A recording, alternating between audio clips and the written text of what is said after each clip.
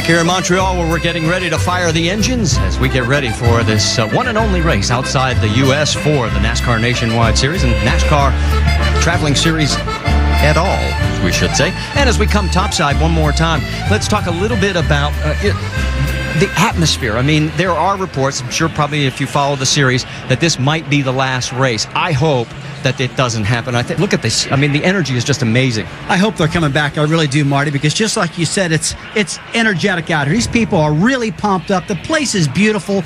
And look, we've had some bad luck here with rain and things like that, but not today. Today it's beautiful. This crowd is amazing. The track is going to be great. It's going to be fast. There will be wrecks, but it's going to be exciting. I hope we stay here. Let's flash back a couple of road course races ago at Road America. We learned some very difficult lessons, especially guys like Justin Allgaier. Oh, big-time lessons. I mean, these guys, and I think what they've learned, they can't gamble on fuel. Be ready for about 3 green-white checkers, the max allowed. I mean, look at Justin Allgaier. I think he's got this thing won at Road America. Runs out of fuel late in the race. They cannot gamble on fuel, Ricky. You're right, Rusty. One of the ways that you save fuel is under caution. You can push the clutch in and coast downhill, or even shut the engine off. You can save a considerable amount of fuel.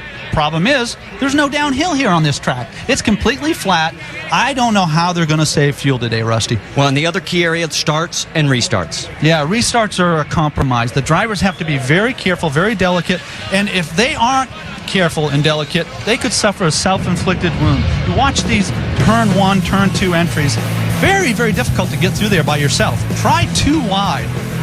And they sail them in there, Ricky, and they get hot in the corner, run off course, get through the grass, and get all over the place right here. And we're going to see this restart after restart. I haven't seen very many clean restarts at this track. These guys are aggressive. The track is narrow. And because of that, they get really, really uptight, get on the brakes hard, come to the gear shifter. This is one of the most aggressive racetrack, crashing-prone places I've ever seen. But it's exciting to watch. All right, let's take a look now at our onboard cameras as we've got the total of 8 of them. And you can see that there's Elliott Sadler in the One Main Financial Chevrolet. Danica Patrick, of course, across the top. Justin Allgaier in the 31. We'll be talking a little bit more about Justin in a matter of moments. Reed Sorensen, of course, in that points championship battle along with Sadler. And, of course, our points leader, Ricky Stenhouse Jr. And then Scott Speed in the number 33, and a specialty camera on him as he's got a foot camera, as also Carl Edwards, Stephen Wallace, and Patrick Carpentier in his final race. He, too, has a foot camera as well, so we'll be able to watch that heel-toe action. Let's go trackside and fire him up. Et maintenant, pour prononcer les paroles que tous les amateurs de course attendent impatiemment. And now, to say these words you've all been waiting for. À nouveau accueillant le président, chef des opérations de l'UAP. Let's welcome once again the president and CEO of UAP, Monsieur Robert Atem. Il vous écoute, monsieur. Conducteurs, démarrez au moteur. Drivers, start your engines.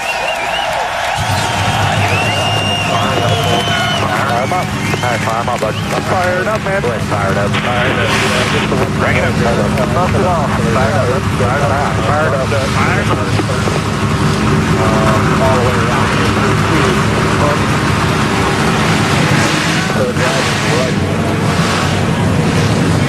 Well, I can tell you, the engines were the only thing we had to fire up because the fans have been fired up. We're fired up, and we hope you are as well.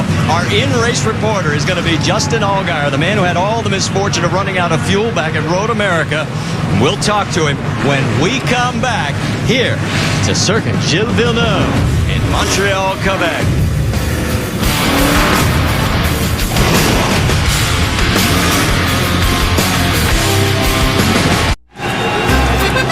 Here in Montreal, the crowd erupts into the roar as the cars pull out onto the racetrack, and it is just so electric here. It is, hopefully, you're feeling it back home, like we said, because it has just been amazing. Across the top of your screen, here is the starting lineup. Now, several DNQs, Jean-Francois Dumoulin, Tim George, Brett Rowe, Chase Miller, Tommy Dreese, they all were not able to qualify. Now, Dreese has jumped into the 75, so he'll start in the rear, as will Carl Edwards, Marcus Ambrose, Trevor Bayne, because of the driver change. So it should be fun watching those guys trying to come from the back.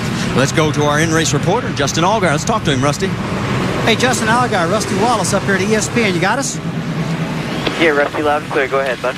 Hey, we've got an ESPN mailbag question that comes from David in Springfield, Massachusetts. His question is, how does this track differ from the other 2 road courses you've run this season? Well, that's a great question. The biggest answer that I can give you is this track is really suited to Road America, the elevation changes, but it's a really technical course, lots of really tight corners, especially left and right, and hard on brakes. That's the biggest thing I can preach is today's going to be all about power conservation, brake conservation, and hopefully we can keep this motor going and get towards the front. Okay, thanks a lot for talking to us, Justin. We're going to go talk to your crew chief, Jimmy Elledge. Jimmy Elledge, Ricky Craven in the ESPN booth. You got me? Yes, sir. Loud and clear. Hey, Jimmy, there's a lot to think about on this road course, but nothing more important than preserving the brakes. Now, will you have to coach your driver today to save those brakes? Yeah, absolutely. I think, it's easy, as you well know, to get caught up in racing hard, and that's what Justin's going to do and want to do all day long. But the name of the game here is going to be conserve brakes and, get your fuel mileage numbers and readings early on in the race and figure out when you can get to that get-home lap and make sure you got brakes for once you get to that point so you can race really hard at the end. Yeah, sounds great, Jimmy. Thanks a lot for your time. Have a great race. Yes, sir. Thank you. And we still have just enough time to be able to get one last check down on pit road. Let's first lead down to Rick DeBrule. Well, Marty, Elliott Sadler may be impressed with the star-studded entry list this weekend, but he knows his job here is this simple this weekend. Not to race the stars, to come away with as many points as possible. He can't fix the mistakes or the misfortunes of the last few weekends. He knows he has to go for points. And it's especially important, he says, to know who you're racing on the track. If it's somebody you're duking out for the championship, we'll definitely go for it. But if it's a one-off guy, well, you don't want to go and do something that ends up taking both of you out, especially with a guy who isn't concerned about the championship. Jim Noble? Well, Rick, today is the final act in the 27-year career of Patrick Carpentier. He plans to retire after this race, and what a career it's been. 5 kart wins, even won a Sprint Cup pole a couple of years ago in New Hampshire. Patrick has a 10-year-old daughter, a 5-year-old son, simply wants to spend more time with them, but what a way it would be to go out with a great performance here in his home province of Quebec. Over to Shannon Spake. Well, it's the first time in Nationwide Series history 2 Canadians are starting on the first row. And while Jacques Villeneuve's looking to win a race here at the track named after his father, it's actually Alex Tagliani who's driving the number 12 car. That is the same number car that Gilles Villeneuve drove to victory lane here at Montreal in the very first race held back in 1978. Now, Gilles Villeneuve was a huge childhood hero of Alex Tagliani. In fact, when Tagliani was 9 years old, he wore a shirt of Gilles Villeneuve. Wore it every single day, he told me. He made his mom wash it every night. In fact, it faded by the end of the season. Now, the crew guys on this team, they've taken that picture and they have taped it to the inside of Tagliani's car so that he can look at it during this race and know exactly what is on the line here. Marty? Inspiration, to say the least. Thank you, Shannon. Let's also flash back to last week, because if you remember the nationwide race, several teams had trouble in pit road. How about Jimmy Johnson? Fuel can goes for a ride. Didn't happen just to him. It was also several other cars, including Jason Leffler in the 38. Hold on. No, couldn't quite get it. And the 01 of Mike Wallace, not only did can go outside the box, so did the fueler. Well, that brings us to Sean Pete. He's going to be our over-the-wall reporter. Sean, the Jackman on the number 32 of Reed Sorensen. Sean, any chance we're going to see that same kind of problem this week? No, I don't think so, guys. I think the angle's a lot better on the car. This is just like riding a bike for these guys. So, I mean, they make that job out to be harder than it is anyways. It's, I mean, they got to stick the can in the car, and that's about it. So, so they do a great job. It should be easier for them. Like I said, all they're doing is north of the border, so they should be fine. All right, thank you very much. As you guys be safe down there today. Of course, we should point out Sean is from Vancouver, British Columbia. All right, word on the 16 down on pit road. Shannon, what's going on? Radio problems already, Marty. We told you, we obviously documented Trevor Bayne making it to the track from Michigan. He went out onto the track for the laps, the first couple laps, and he could not hear the crew, so they brought him down pit road. They told him to stay here until they get the radio fixed, because obviously communication extremely important, especially here in Montreal, and he is now down and away, guys, so it looks like they may have gotten that fixed. We'll definitely keep you updated if anything should happen. And as we pointed out, he will be starting in the back of the field anyway, so no harm, no foul there. And how about Carl trying to get some adjustments today? Now, Billy Johnson qualified this car. Yeah, Billy did a good job qualifying it, but Carl, we've seen him win in this car here before. He's making some final adjustments. He's in the car now. He's belted in safely. He feels comfortable, just some last-minute changes. He's going to have to start tailback no matter what. So this is no harm, no foul. They can take his time and be careful about everything he's doing, Rick. Yeah, they want to get it right because it's the only opportunity they have, Rusty. He's rolling off pit road now. And let's talk a lot about our Goodyear track facts as we get ready to go green here at the 2.7-mile layout of Circuit Gilles Villeneuve. We're going to go 74 laps, but that all-important pit window. Yeah, they got to be very mindful of this pit window. I mean, these guys could run out of fuel right here. I mean, you got to remember what happened at Road America. They tried to run too long, too many green-white checkers, run themselves out of fuel. These cars can run about max 27, 28 laps. This is the window we pick, Ricky, 25 to 27 laps for our fans. Yeah, they're going to be safe. Now, keep in mind, they qualified 3 laps, 4 if you count the cool-down lap, and then they have these 2 warm-up laps. So their pit window on that first stop will be inside 19 to 20 laps instead of the 25 to 27. A lot of calculating here on this 2.71-mile track. Well, you want to talk about calculating? Let's talk a little pit strategy. Stephen Wallace in the 66. Jim Noble, what are you hearing? That's right, Marty. Just checked in with Doug Randolph, the crew chief on the 66. He is going to bring Steve Wallace down pit road on lap 4. They're going to take left side tires. Might take 4, but probably only 2. They are planning to get some extra fuel in that car. Doug Randolph has told Steve Wallace, I need to plan for more than 1 green-white checkered at the end of this thing. We need to get ourselves in position to do that, so they will pit on lap 4.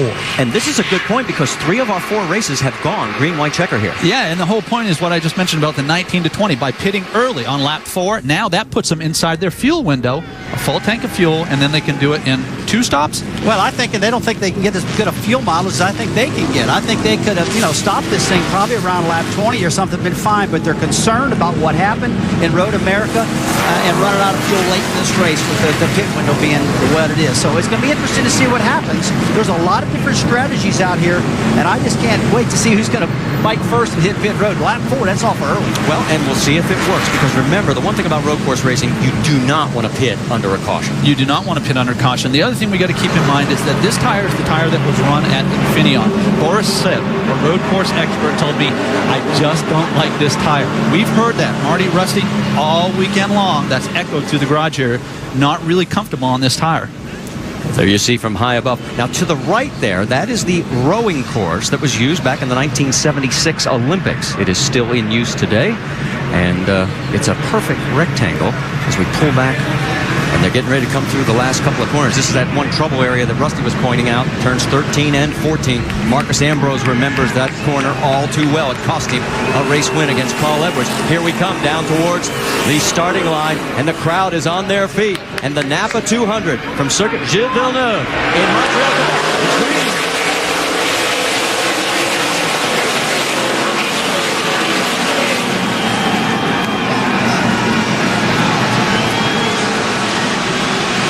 See exactly why Villeneuve took the inside, that right side. He chose driver right for the start of the race. That was not the perfect line for turn 1, but it set him up great for turn 2, which is this high-speed exit. Yeah, that was really good turn 2 exit, but I will tell you, when the restarts start happening, guys, that's going to be different. These guys are going to bomb down to that corner. They're going to get real aggressive. They're being very, very kind to each other on that first corner, I can promise you. So far, everybody taking good care of each other. No contact. Down through turn 6 complex. Yeah, Marty, this is a really clean start. And at this point, it's all about establishing a rhythm. You really don't want to race one another. You want to race the track. You want to reestablish those braking points, those turn-in points, those accelerating points. And then 3 or 4 laps into it, you can start to get aggressive. Yeah, guys, right now, they're just kind of being cool out there because they've got to. They want to get to that first pit window, that first pit stop, get in there clean, don't wear their brakes out, take care of their equipment right now. Listen to the fans, because Jacques is in the lead. The French-Canadian crowd, they'll be cheering every time. He's in the lead, but Jason Leffler's giving him a run for his money to lead this first lap. It's going to be interesting as they all cycle through this hairpin turn. Really, it's going to be interesting coming into the final 2 turns. Yeah, they get flat sailing down this straightaway right here, guys. About 170 miles an hour. Down here hard on the brake, down to second gear. And this leads into turn 13. Look how big those strips are on the inside there, Ricky. It throws the car crazy through there. It is crazy. To put it in perspective, they go from 35 miles an hour to 174 miles an hour. We've completed a lap. And it is Jacques Villeneuve in front of Leffler, Tagliani, Scott Speed, Stephen Wallace in 5th, Robbie Gordon in 6th, McDowell 7th, Ranger 8th, Carpentier 9th, and Boris Said in 10th. Pretty predictable start here, guys, like we talked about. Everybody minding their P's and Q's, being cool. But I will tell you, this part of the racetrack right through here, turn 3 and 4, 5, 6, 7, 8, stuff like that. On the back side of the track, this is where we saw a lot of wrecks last year. A lot of guys wheel hopping, a lot of guys sliding off the course, a lot of problems. Jim, 60's in. That's right. Mike Beam told Carl Edwards to come in after the first lap. This is simply to top off. No ground to lose since they're starting the back. Now they can make it on 2 more stops. But can they make a green-white checker? Well, that's another great question. They'll deal with that when they get to it, Marty, but it's all about getting back those 3 or 4 gallons they lost qualifying and warming up at pre-race. So they end up stopping even sooner than your son Steven's going to. Oh, well, Trevor Baynes spins it. Now, remember, he was at the back of the field, so if he can just keep it fired and get back into it, he'll be all right. And Trevor didn't have a lot of practice time, did he, this weekend? So, you know, it's hard to get out of a car at Michigan. You got 200-mile-an-hour corner entry speeds at Michigan, then you fly over here and you start this race. We watch him sail down in the corner. A little bit of a wheel hop, Rusty, and he loses the back of the car. Yeah, it's like he just completely missed his corner exit of turn 2 right there and just spun it around. Now, you got to give him a break because this is the first time he's been on this track. And it's slick out here. It's hot. And he just does not have his rhythm going right now, Ricky. He'll get that as the race goes on. Yeah, you got to make a mistake. Make it early. You can recover from it. See Steven trying now to break the 33 of Scott Speed, getting into turn 1 right there. Working his bumper up off the exit of turn 2. And these guys got to be a little bit careful right now. Not to get too aggressive early in this run. Yeah, that right there was a reflection of what I've seen from all the drivers so far. That was not a deliberate attempt to pass. That was just a, all right, if you give it to me, I'll take it. But he closed the door. And Steven said, all right, I'll wait for the next lap. And that third car in that line, the 77, is Robbie Gordon. Tell you, Robbie, I'll never forget the first year here. This guy can flat run this track. You talk about getting aggressive and getting mad at each other. I saw this the first race. Robbie and who was it? Kevin Marcus Harvick? Ambrose. Marcus Ambrose. Yeah. All of them there, yeah. You got to admire Robbie's dedication to this race this weekend. He's been here for 3 days, right? He hadn't gone back and forth to Michigan. And his car did not qualify for the Cup race. So if he wants a payday, it's going to come here today. Marty, I just saw Jason Leffler getting that car, lock up the rear brakes, and about to spin it. Getting in that corner right in front of us. That's the indication of what Tim Brewer was talking about when he was talking about brakes. Too much rear brake. If you get that, you can wheel hop and slide the back of the car in the corner. That's what we just saw the 38 and Leffler just do. Rusty, the brake specialists here are telling me that there's 4,000 pounds of clamping torque on these brakes. That's 8 times the torque that you got the rear wheels. Just to put it in perspective, these tires are abused more, 8 times more on braking than they are on accelerating. Yeah, to double that. Later in the race, guys, the brakes are really going to start fading. They're going to get bad. Okay, here we see Alex Tagliani hitting pit road right now for his stop, guys. So he's coming in at the conclusion of lap number 3. So he, too, is going to take advantage, top off early, get some clean track, and get back out. And that's the best point right there, Marty. I don't think that there's a lot of risk here because, as you said, they have clean track when they leave pit road. They're by themselves. They can focus on the racetrack, and they can run faster than if they were in traffic. Well, he was having difficulty trying to get back around Jason Leffler. And Shannon, you're in the 12th pit. Yeah, guys, the call is for fuel only for this number 12. We're seeing this strategy start so early in this race. They're also going to clean the grill as you see them trying to work on that right now. Alex Tagliani driving the number 12 car of his childhood hero is down and away, guys. So he has made his first stop as we have completed 3 of the 74 laps here at the Circuit Gilles Villeneuve. And it is his son, Jacques, out in front. He's led every single lap so far. He's opened up a 1.8-second lead over Jason Leffler. And let's talk a little bit about Marcus Ambrose because, of course, he had the big win last week at Watkins Glen in Cup. He has already picked up 18 spots. He's 27 here on the track. Welcome back to the Napa Auto Parts 200. Make sure to go to NASCAR.com for all your latest NASCAR information. You're looking at race leader Jacques Villeneuve as he goes around the 89 of Morgan Shepherd. Morgan is the first car to go a lap down. Two have pulled off. Jeff Green and Eric McClure are behind the wall. Behind Villeneuve, it's Jason Leffler, but 3.8 seconds behind. Marty, you got Jacques Villeneuve running 3/4 of a second faster than the second and third place cars. You know, maybe you just throttle back a little bit. We know you have to save brakes. I've never seen anybody drive deeper in the corner than Jacques Villeneuve. This would be a good time for the crew chief to come on and say, all right, time to roll out of it a little bit, save me some race car. And Marcus Ambrose is in early. Shannon? Guys, remember, Owen Kelly is the driver who shook this car down practice and qualified. Ambrose is saying that the rear end is a little bit lazy. They made a track bar adjustment and fuel only. And Owen Kelly, a childhood friend, they actually raced together in the V8 Supercars in Australia. A little bit different build size, but knows his style very much and did a great job qualifying that number 9 car. Yeah, very good replacement for Marcus. He's got a lot of understanding. He respects what the guy did in his car. They're good friends. So it was a good choice to put him in here. Let him qualify and get ready. How about this little action taking place back in the field there as the 99 of Patrick Carpentier has Ron Fellows, a former winner here, all over his back bumper. Yeah, a couple of great Canadian racers. And Patrick Carpentier told me prior to the race, as he's battling for 8th place here, if I win, I might have a press conference Monday saying I'm out of retirement. Other than that, I'm done. I'm going back to Las Vegas and run my construction company. Well, and Fellows looks like he is going to get around him as did Carpentier peel off. Yes, he has peeled off to head for pit road, so that makes a good reason why he would be slowing down heading in, because that's the entrance to pit road right there at turn 13. Marty, I'm very, very surprised these guys are all pitting this early. A lot of them are just concerned about the fuel mileage. They're getting about 3.7 to 3.9. They're thinking now at the Glen and Road America, they were getting up to 4.2 miles per gallon. A lot of nervous guys. Jim, here they come. That's right. Patrick Carpentier pulls in. They're going to clean off the grill and top off fuel. Nothing more than that. Patrick says he likes the race car. He's a little free. Other than that, he's happy with that number 99 machine. Over to Shannon. It's going to be prevent and defense is the motto for Ricky Stenhouse today. Looking for that championship at the end of the season. It's going to be fuel only. They're also wiping the grill and Sunoco fuel. You know, Rusty, I was doing some math. I understand your point, but I have these guys coming up 4 laps short. In other words, if they don't make this early stop, I see them going to lap 70 and having to pit a 4th time. I think they're just trying to get inside that window to make it a total of 3 stops for the race. Well, I guess I like to gamble just a little bit more than most of these guys. At the midpoint of the race, I feel like there's going to be some caution flags. These cars can make some fuel under caution laps. Yeah, that's a good point. And right now, they're not gambling on anything at all. It's got to be from being scared at Road America from what happened there.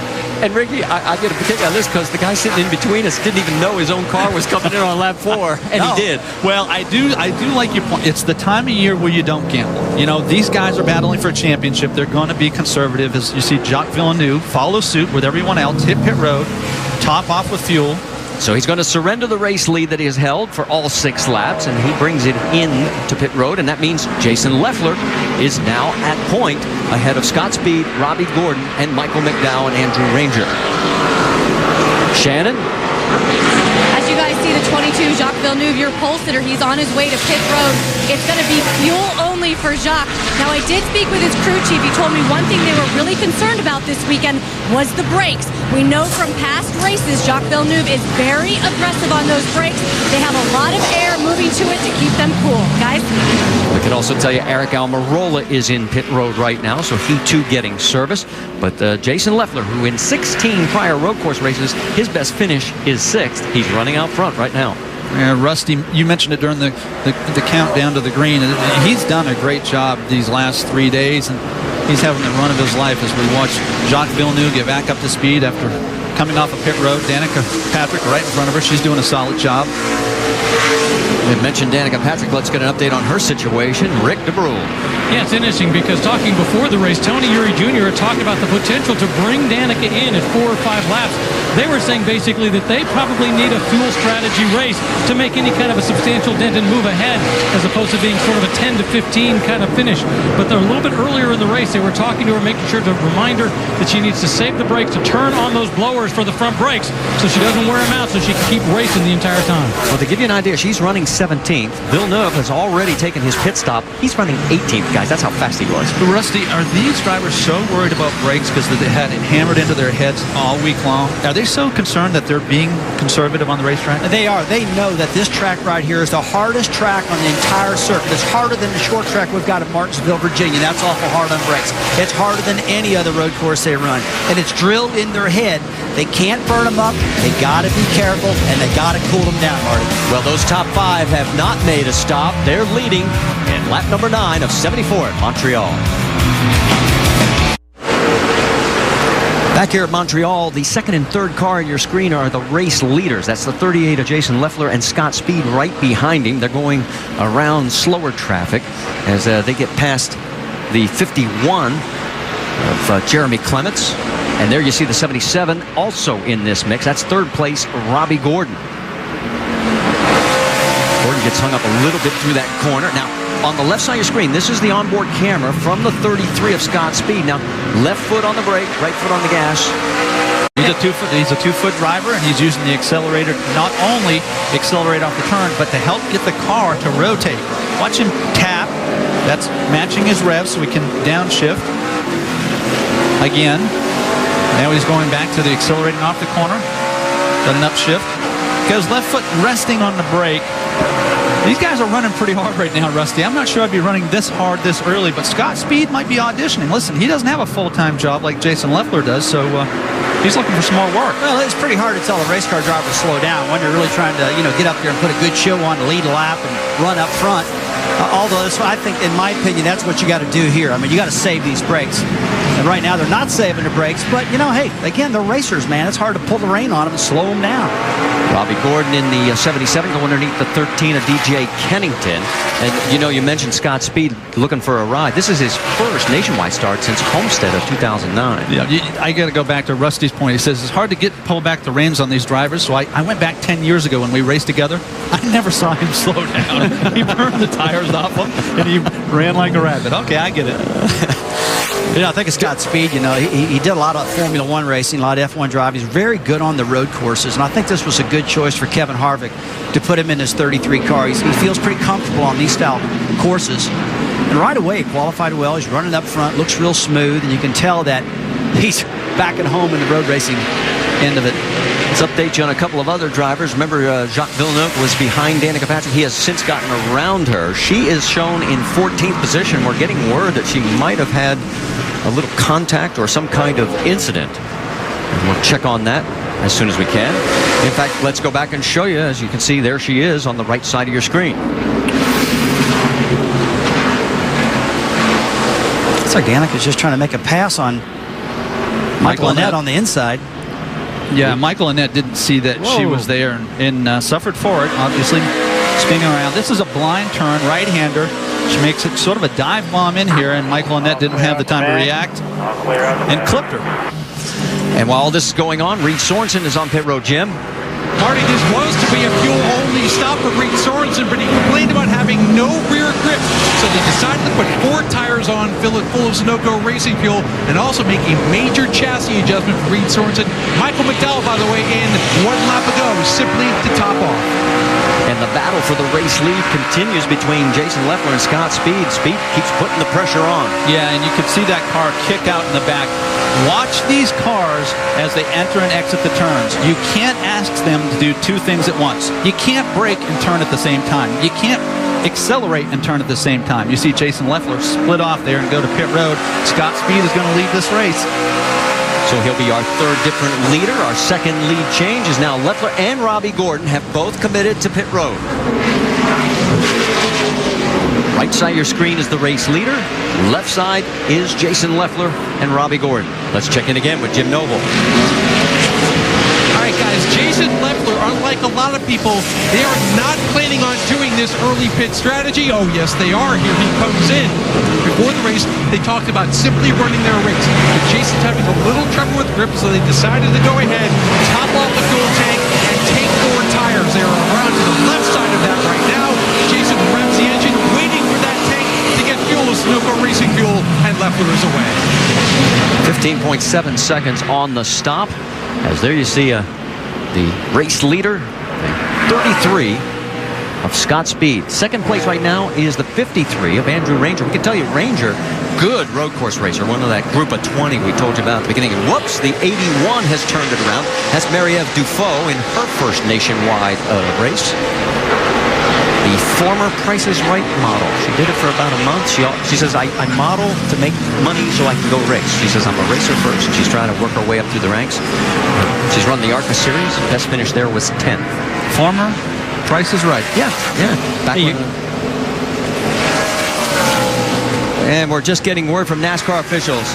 The 32 of Reed Sorensen has missed a lug nut. He's going to have to do a pass-through penalty. There he is. You see it's on the left front right there. He's getting that lug nut put back on the tire. And boy, I tell you, that is a tough break for him because he used a lot of track position right there. Well, see, that's a terrible price to pay. That's roughly 48-second loss, having to come back down pit road. Well, and the 19, Mike Bliss was too fast exiting. There you see the race leader on the left side of your screen, the 33, and he's trying to get out in front of him. He does, but I don't know if he's going to be able to hold him off. Well, you know the spotter's screaming at him, there's a leader, go, go, go, go, go. And he's doing all he possibly can, but 33 of Scott Speed already had the momentum on him. Now with the fresher tires and the 32 car, Reed Sorensen be enough to catch him and get back in front of him. Well, and what Speed has to worry about now, or not Speed, oh no, we got the 30 in, let's go down to pit road, Rick. Yeah, Morissette brings the car in. He was concerned at one point that he had a tire going down. It says he's going down the straightaway. The wheel is cocked very slightly. They're hoping that they can do it with tires, but they may have to do an adjustment to ultimately make it work. They're putting on 4 tires and fuel. Jim Noble? It's a 4-tire stop for Ron Fellows. They're waiting to get that car full of Sunoco racing fuel. Remember, Ron Fellows scratched the wall yesterday in practice. They had to kind of massage the right side of that number 5 car. Thus far, not complaining about the handling as Ron Fellows heads down the end of pit road. See him coming into turn 10 right here. This is a great place to make a pass. But late in the race, coming into turn 10 there, we've seen a lot of guys wheel hop and run off course right there. And it's because later in the race, they start losing their brakes. They get hot. The efficiency is gone. The tires are slick. It really gets to be a big problem into turn 10. It's about braking straight, and these things will slow down pretty good if you're straight and get all your braking done and then turn in. But if you try to drag the brake into the corner, Rusty, you're going to kill the tires. Whoa, and another spin on the 81 of Marie-Eve Dufault. So twice she has been around. That is a bit of a precarious position if she turns back out as she is right now. Hope nobody comes around the corner. Look out, boy. This could get ugly. Not a good idea. Oh, man, look out. No. Oh, this. He just gets clipped. That is a rookie mistake right there. You don't back across the track. That was a tough one right there. And Trevor Bain did a great job missing her. But I do think he got just a little bit of damage, Marty, on the right side of Trevor's car. It could have been a lot worse. He didn't panic. That was a tremendous job by Trevor.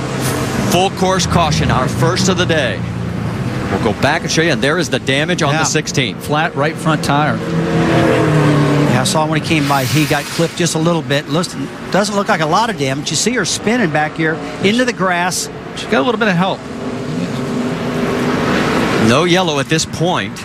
And then this is where it gets really testy as she moves back across the track. Yeah, she needed to turn the wheel all the way to right and spin around right here. But that is one of the toughest spots, a blind corner right there, Ricky. I mean, she's sitting there. These drivers can't see her coming around that corner. Look at this. Boy. Let's watch Trevor. Whoa! And finally, you see, and up here they use a blue flag for a corner-only situation, and then the yellow comes out when NASCAR says, okay, this is way too dangerous. It's about as good as that could have ended, folks. That was a recipe for disaster. Looked like Trevor nicked her, knocked her back over a little bit, and Brian Scott was able to follow through in the 11 car and not get any damage. So look at the right front of Trevor's car. A lot of smoke.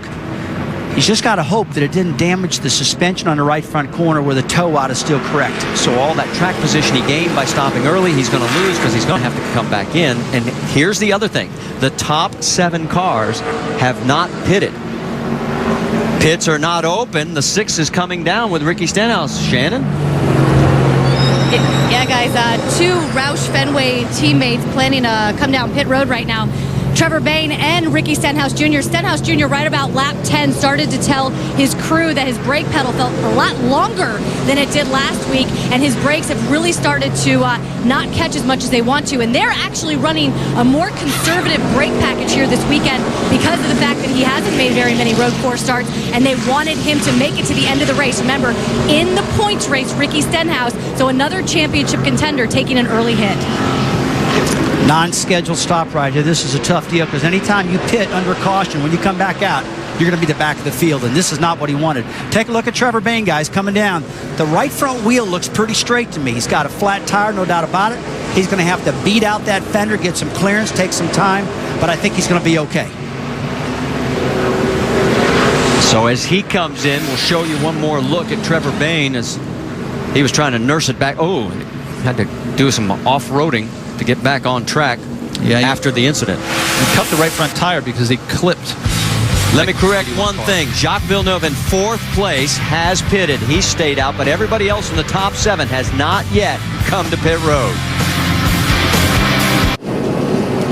This week on baseball's biggest stage, Albert Pujols and the Cardinals look to stay in contention for a division title when they take on the Cubs. It's the Cardinals and Cubs on ESPN Sunday Night Baseball. It's presented by Taco Bell at 8 Eastern.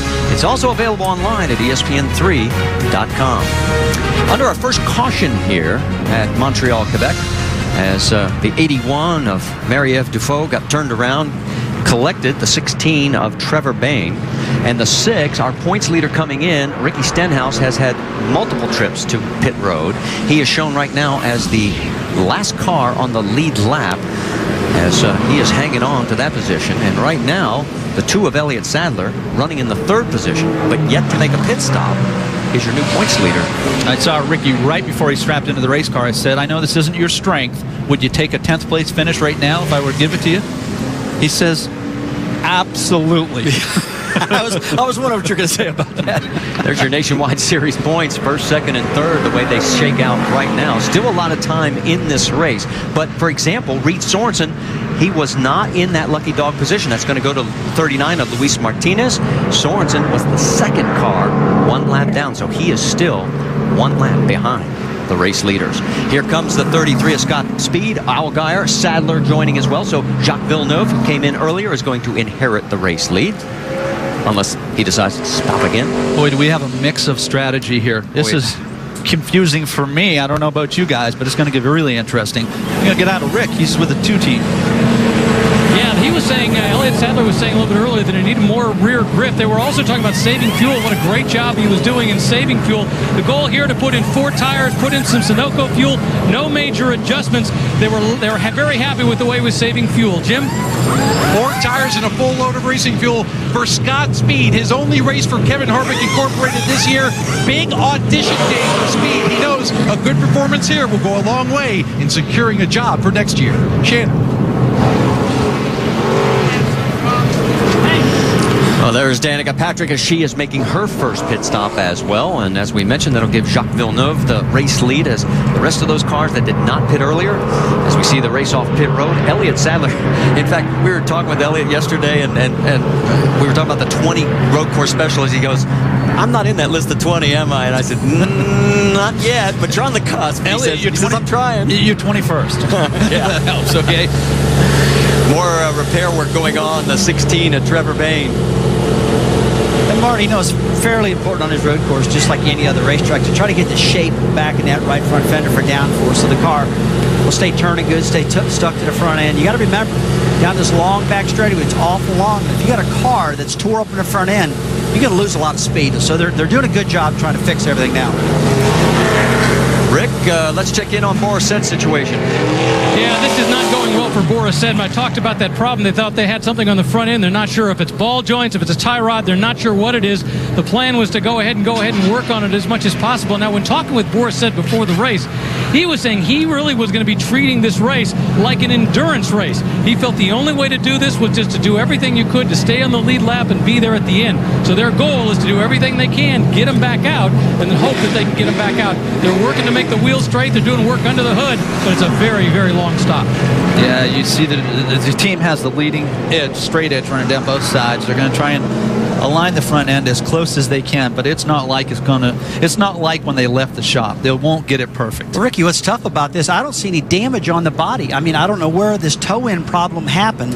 I don't see the car tore up anywhere unless he hit one of the curbs so hard that it bent the lower ball joint or it bent a tie rod or something like that. That could definitely cause this problem. So if we use this illustration with Trevor Bayne, look, he hit hard enough to get a flat tire.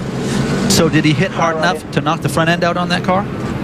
Well, he very well could have. He's just going to have to hope that his steering wheel position is back where it was when he started the race. That's the good indication for the driver to know if it's right or not. All right, the work is obviously going to continue on Boris Said's car. And remember all those cars that stopped early? Look who's back in the lead. Villeneuve, Tagliani, Stephen Wallace up the third with Carpentier lurking in fourth, McDowell fifth.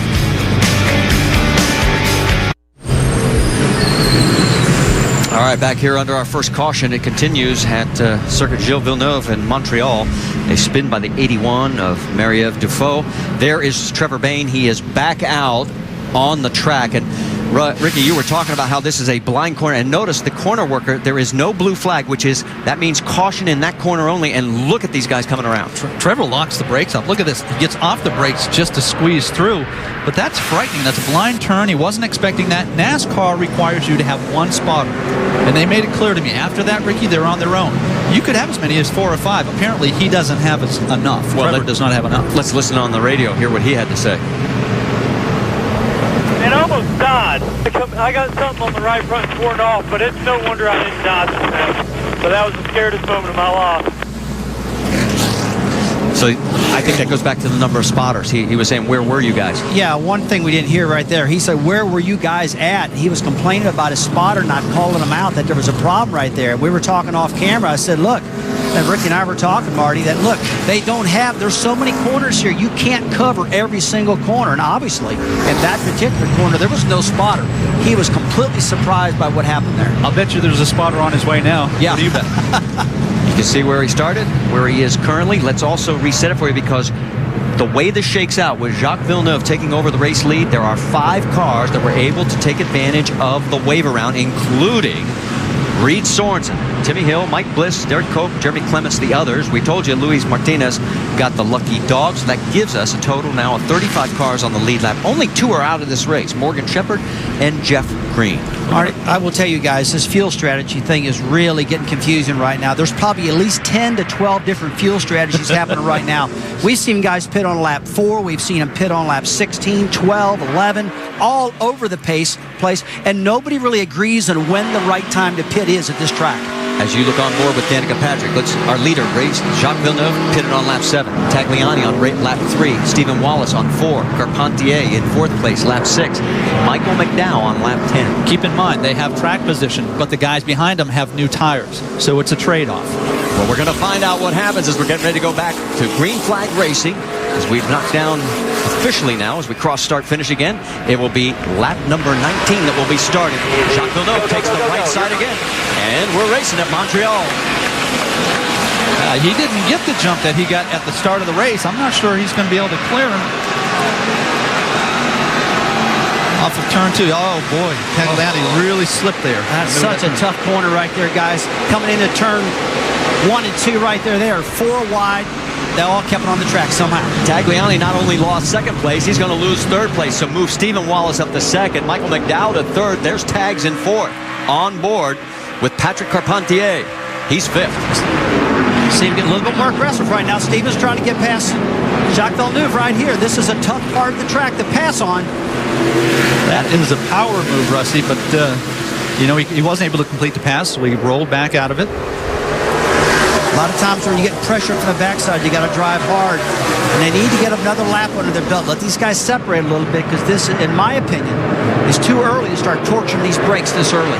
Yeah, everything you take out of these tires right now, you're going to wish you had back in about 20 laps, maybe 15 laps. These cars don't brake as well as the tires start to wear. There's a good zone right here for braking. You see Marcus Ambrose. Yeah. Good job, Rusty. You picked that up because he comes right underneath Patrick Carpentier. And remember, Ambrose, one of those 3 that had to start in the back of the field. He has now moved up to the 6th position. He pitted on lap number 5. And it's just another way of qualifying him as an expert. He had 0 laps until he strapped into this car before the start of the race. Well, he has unfinished business at this track. He feels he should have won it twice, especially the year that Carl Edwards got him right in the last 2 corners right there when he went over that last curve, pitched it towards the wall. Carl ducked underneath him. You saw Patrick Carpentier hit that curve and really threw him in the sky, and he lost several positions just then. And it's really hard on the suspension when you hit those things that hard, guys. Carpentier drops all the way back to 9th. Oh, Rob Gordon really working up the bumper. Jason Leffler right there. See Ron Fellows in the 5 car right on his bumper also.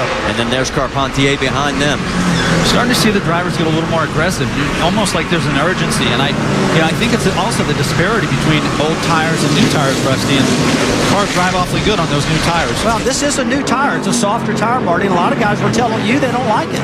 Well, they felt like it wasn't as much grip as they had in the tire last year. And, of course, we talked to NASCAR officials, and Director Joe Ballard said, hey, remember one thing. This is the first time this car has run at this track, so I don't know if we could have matched up the tire combination perfectly. Fair point. Boy, it's getting busy right here. Watch Marcus Ambrose. He's sizing up Stephen Wallace. Shannon, what do you have for us on the number 9? Well, since we're talking pretty much the entire race about fuel mileage strategy, I did want to give you a report from Marcos Ambrose's team. He says that right now they're getting low gas mileage compared to some of the other guys in the field. And Marcus has been running about 90%. So we told his team, let me know if I need to start saving you guys fuel even as early as right now. And I spoke with his crew chief, and we have some trouble on the track. I think my monitor's a little frozen, guys. Sorry about that. 23 went around. I'll get back to you guys. Yeah, Alex Kennedy took it around. We'll pick it up for you, Shannon, let you finish that point a little bit later. Now, he is off the track right now, and I think they're just going to be, yes, they're just yellow in that corner, or I should say the blue flag. And there, the race continues, and he'll be able to get started, and we will not have to go full course caution. He's out of harm's way if he can get it fired up again. I tell you what, when Jacques gets out into clean air, listen to the crowd down to turn 1, 2. It is amazing. It reminds me of a Formula One race in different parts of the country where the fans really go crazy for their favorite driver that's from that area. And right here in Canada, they are really going crazy for these two. We just don't see that in the States, you know? Hey, listen, we've been treated. This has been an outstanding experience, has it not? And it's been a wonderful weekend weather-wise, and we're seeing a great race. Only got lost 2 or 3 times getting back to the hotel. Other than that, Ricky, you're right. Well, that was because you're co-pilot. Yeah, that's true. That's me. I'm the co-pilot, right? I was messing up quite a bit. Actually, I thought Rusty's French was par excellence. All right. Back to the race. On board with Stephen Wallace as it looks like he's under attack from the 12 of Alex Tagliani, and Tags looks like he's going to take the spot away from him. Yeah, take it nice and easy here. Just so move Tags up to 4th, Stephen back to 5th. He's got Robbie Gordon all over him as well. Tell you what, it looks a lot scarier from the booth than it does in the car, probably, Ricky, because, I mean, these guys look like it's the last lap of the race, and they're only on lap 21 right now. Yeah, you watch him hit these aprons. So Robbie Gordon looking to the inside of Stephen Wallace. Not able to complete the pass, but these drivers are so aggressive with the curbings and hitting these aprons, and it's got to take its toll on the front end, the alignment on these cars. You know, that's a good point. It's got to. I mean, they're hitting so hard. I mean, if I was their spotters and their crew chiefs, I was saying, guys, be kinder to the car, man. We're only 21 laps into a 74-lap race. Don't tear these things up, but I don't think they listen too good. Especially right here in this set of turns. This is the worst. Watch these cars. Bang, bang, bang. And the one thing I'd like to point out here, guys, remember we talked about the 20 really good road course racers? Our top 10, let's tip the hat to Steven because he's running 5th. Jason Leffler running 7th. They're nationwide regulars. They're not known for road course specialists. They're in the mix with 8 other guys that are. And Marty, their objective is obviously different, right? They're looking big picture, points, as opposed to guys that are coming in for one weekend, and it's all about the trophy. Well, Robbie Gordon is about the trophy. He would love to make up for what he lost here years ago. He still feels he should have won that race. Unfinished business for him as well. There's your top 5 as we're working lap 22 at Montreal. Welcome back to the NAPA Auto Parts 200, and make sure to go to NASCAR.com for all your latest NASCAR information. As you can see, we are working lap 23 of 74, and Jacques Villeneuve is out in front at the track named for his father. Second place is Marcus Ambrose, who started in the back of the field. Michael McDowell is 3rd. Alex Tagliani, who started on the outside of the front row, is 4th. Robbie Gordon 5th. Stephen Wallace 6th. Jason Leffler 7th. Ron Fellows 8th. Patrick Carpentier 9th. And J.R. Fitzpatrick has moved into the top 10. And guys, we were talking about it earlier, and here they are together for the first time in a long time. The 66 of Stephen Wallace, the 38 of Jason Leffler, and if we flash back to New Hampshire, there may be some unfinished business. Yeah, I tell you what, these two don't have any love for each other back then. I think they do now. They've always been friends for a long time. They had that issue there. See Jason trying to make this pass right here on Stephen. Looks like he's going to fall back in line. But they had that issue at New Hampshire, no doubt about that. Let's hope that's over right now. But Andrew Ranger. Wow. The winner. Looks like an engine problem, Marty. Today's Canadian Tire Race. And remember, they had engine problems. They changed before the second practice yesterday. And you can see on the map to the right of the screen as a tough break. This kid won the Canadian Tire Race that was held earlier today. Yeah, it just blows up right there.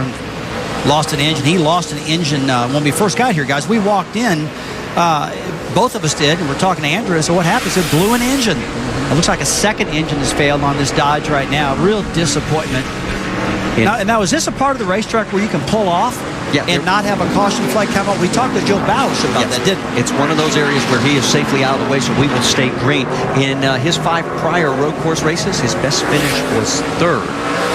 Yeah, you can't really measure how important this event is to the Canadian drivers. You know, they circle the calendar. They say, this is the one weekend I want to shine. So he's an outstanding road racer. Disappointed for him. Well, this is their Daytona 500, Ricky. That's for sure. That's exactly right. And show the same for Robbie Gordon, Alex Tagliani right here. Guys like that, they know they're really good road racers, and they want to shine in front of this huge crowd, which is estimated over 70,000 people we've heard. The Ranger finished 3rd a couple of years ago. Yeah.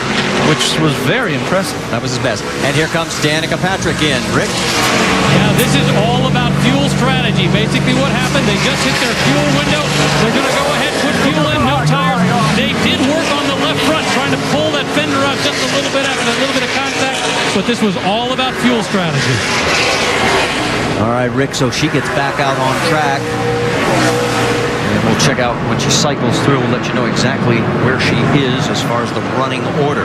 Rusty, where's that calculator? Every time somebody pits, Rusty pulls that calculator out, and then he asks me to confirm the numbers. Well, you know what? The batteries are dead on it. They're dead because there's so many strategies, Rick. We just got to see how this thing plays out. Shannon, what's going on with the 77 down there? Robbie Gordon, very happy with the race car, guys. And this is one driver, he has been completely open about the fact that he truly believes that this track owes him something. He's been in contention to win several times here. His crew chief told me that one thing that makes Robbie so good at this racetrack is his endurance. He knows how to race long races. And while this is only 200 miles, it is tough on your equipment. And Robbie is great at being able to save it to the end. There's no disputing. Robbie is one of the best road racers and has had a lot of success. I think the one downfall to Robbie is that there are times when he's inside the race car, he tries to play crew chief and he tries to play strategy, and you know, you can't do both. But left to driving the race car, I put him up against anybody. In his early off-road days, I have a story that he took Russ Wernemann, his crew chief truck builder. That was his co-driver. Took him through a wash area, and they said, "Oh no, we can't do it. We didn't pre-run this." And he's coming across this wash, slams the throttle. They barely make it across. The story goes, Russ got out of the truck and never got back in it again. Well, Robbie Gordon, he's not scared of anything. There's no doubt about that. Hey, look at Trevor Bain coming out pit road right now, guys. Is this scheduled? And let's find out from Shannon Spake. Well, according to the radio, Trevor Bain saying that he has a left rear tire going down. So this has just been a bad day for Trevor Bain. Coming down, they're going to take 4 tires on the 16 car. Okay, so as the troubles continue for Trevor Bain, some of them not of his own making, as we'll keep an eye on how far this will set him back in the field. He came in, he was 47 seconds behind the race leaders. You can see there at the far end of the racetrack right there with Villeneuve, Ambrose, and McDowell. And there you see Robbie Gordon with the number 12 of Alex Tagliani close behind. Yeah, this is looking good for Trevor Bain. He was up there a long time working that car, 27 seconds. That's not a normal pit stop, that's for sure. Looks like he might be able to stay out on the lead lap, and yes, he will. And we have, there comes our race leader through turns 13 and 14. Boy, is he lighting them up. He's around a minute 43 seconds compared to, he's a second faster than the second place car, Jacques Villeneuve. Well, let's go back and show you exactly what happened to the 16 that caused this pit stop. Top of your picture. Whoa. Oh, yeah. Just got in the corner too hot and lost it, guys. Just overdrove the corner. Well, the irony is that it's the same corner, isn't it, that he had trouble with? Yeah, but the last time there was a car sitting there. This time it was all on his own. Yeah, the corner kind of getting your head at this point. So you see the damage on the quarter panel. And here comes the 2. And Rick DeBrule's got it. Elliott Sadler brings the car in. They're very happy. There are no concerns about the car. Once again, this is a fuel stop only. No tires, almost stalls, and on the way back out, they're pushing. He's back in and going.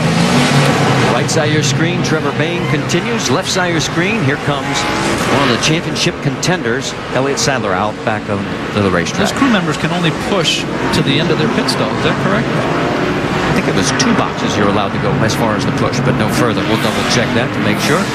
But there is your top 5 as we're working lap 27 of 74, and your race leader, the hometown favorite, Jacques Villeneuve. Welcome back to Montreal. Green flag pit stops underway. Alex Tagliani pulled the 12 car in. They are going to make a 4-tire change and fuel. Alex Tagliani started on the front row here today, guys. So 25 laps before he made his second pit stop. You can see the 33 of Scott Speed right behind him there in your screen as they come back out onto the racetrack. So Speed also making his second stop. Guys aren't pushing the luck too much here. 20, somewhere 23 to 25 laps max are looking at fuel. A lot of different strategies like we talked about earlier going on.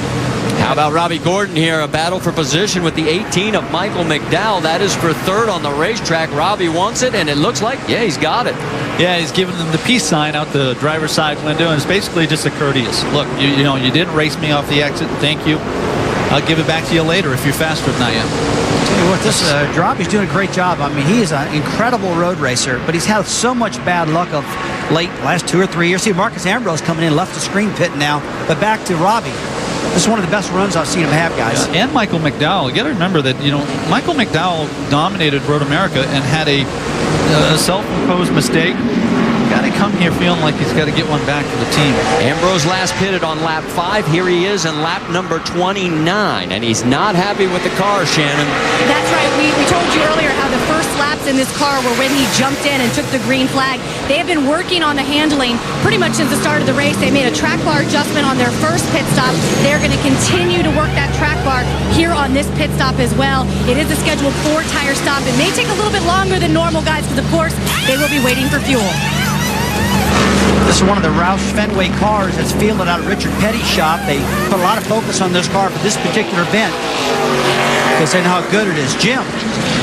All right, Steve Wallace and Justin Allgaier have both hit pit road. There you see Steve Wallace on the left having a little hard time on the left-hand turns. Car's a little loose. They'll take 4 tires, chassis adjustment, air pressure adjustment, and Steve Wallace is away.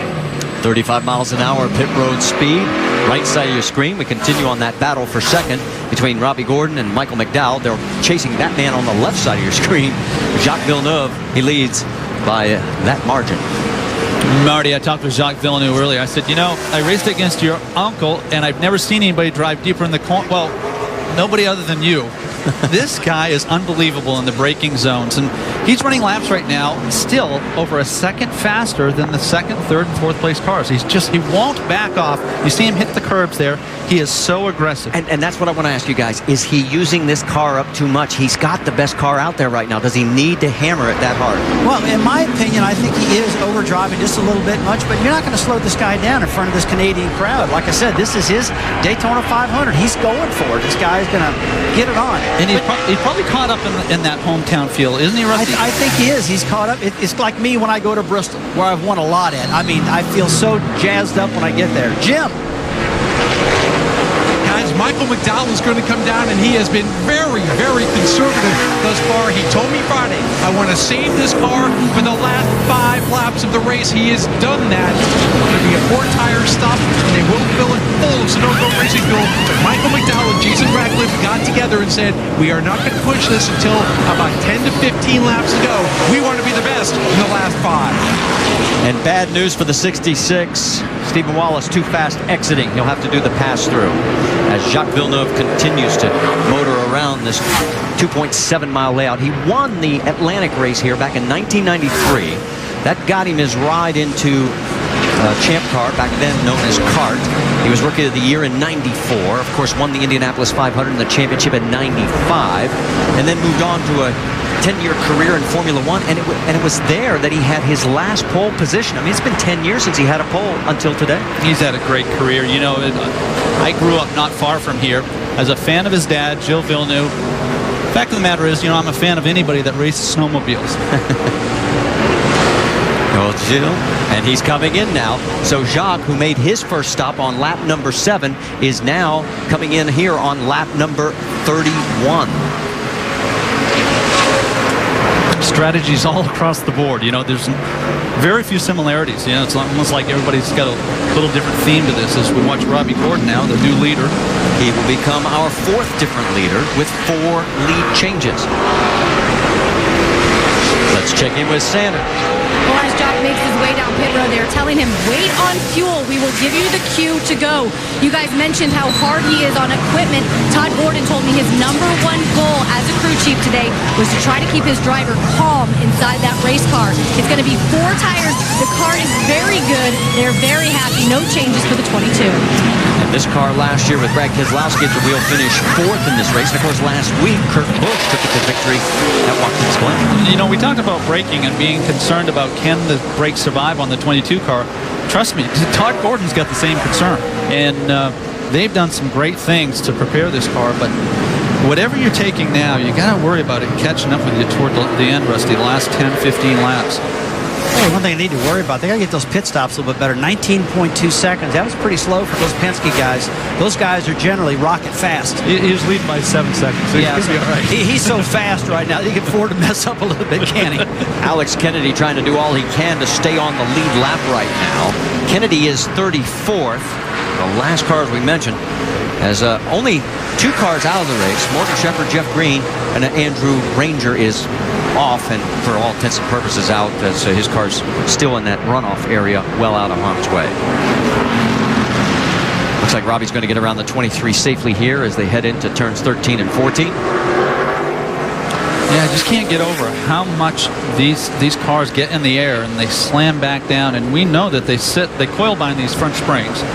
We know they have a splitter that's a little bit delicate. Gosh, there is really abusive. This track is as hard on the car as any that we go to. Robbie Gordon's best road course finish in the Nationwide Series has been 2nd twice. He's not yet won. The 5-car, Ron Fellows, a former winner here, is in. Jim?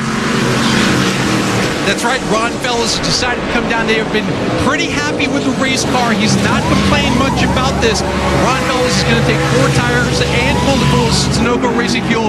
This will get them where they want to be. This was the first big stop of this race in terms of their fuel mileage strategy. As you see, the 2nd can of racing fuel is going in, and Ron Fellows should be good to go, still on schedule. Yeah, he pitted on lap 13 and now again here on lap number 32. There is your race leader, Robbie Gordon. Behind is Jason Leffler by 9 seconds, however, with J.R. Fitzpatrick listed in 3rd here at Montreal. ESPN's coverage of the NFL preseason continues Monday night. Jake Cutler and the Bears take on Eli Manning and the Giants. It's Monday Night Football, preseason action on ESPN. Monday at 8 Eastern, and the coverage begins 7 Eastern with Monday Night Countdown. Back here at Circuit Gilles Villeneuve in Montreal, race leader Robbie Gordon has 11-second margin over Jason Leffler. Now, got to remember, everybody's on different pit strategies, but Gordon and Leffler both pitted on lap number 12, and Gordon's opened up a 11-second lead. In fact, let's go up to speed with Nationwide Insurance and pick it up with 2nd place. And how about it, Jim?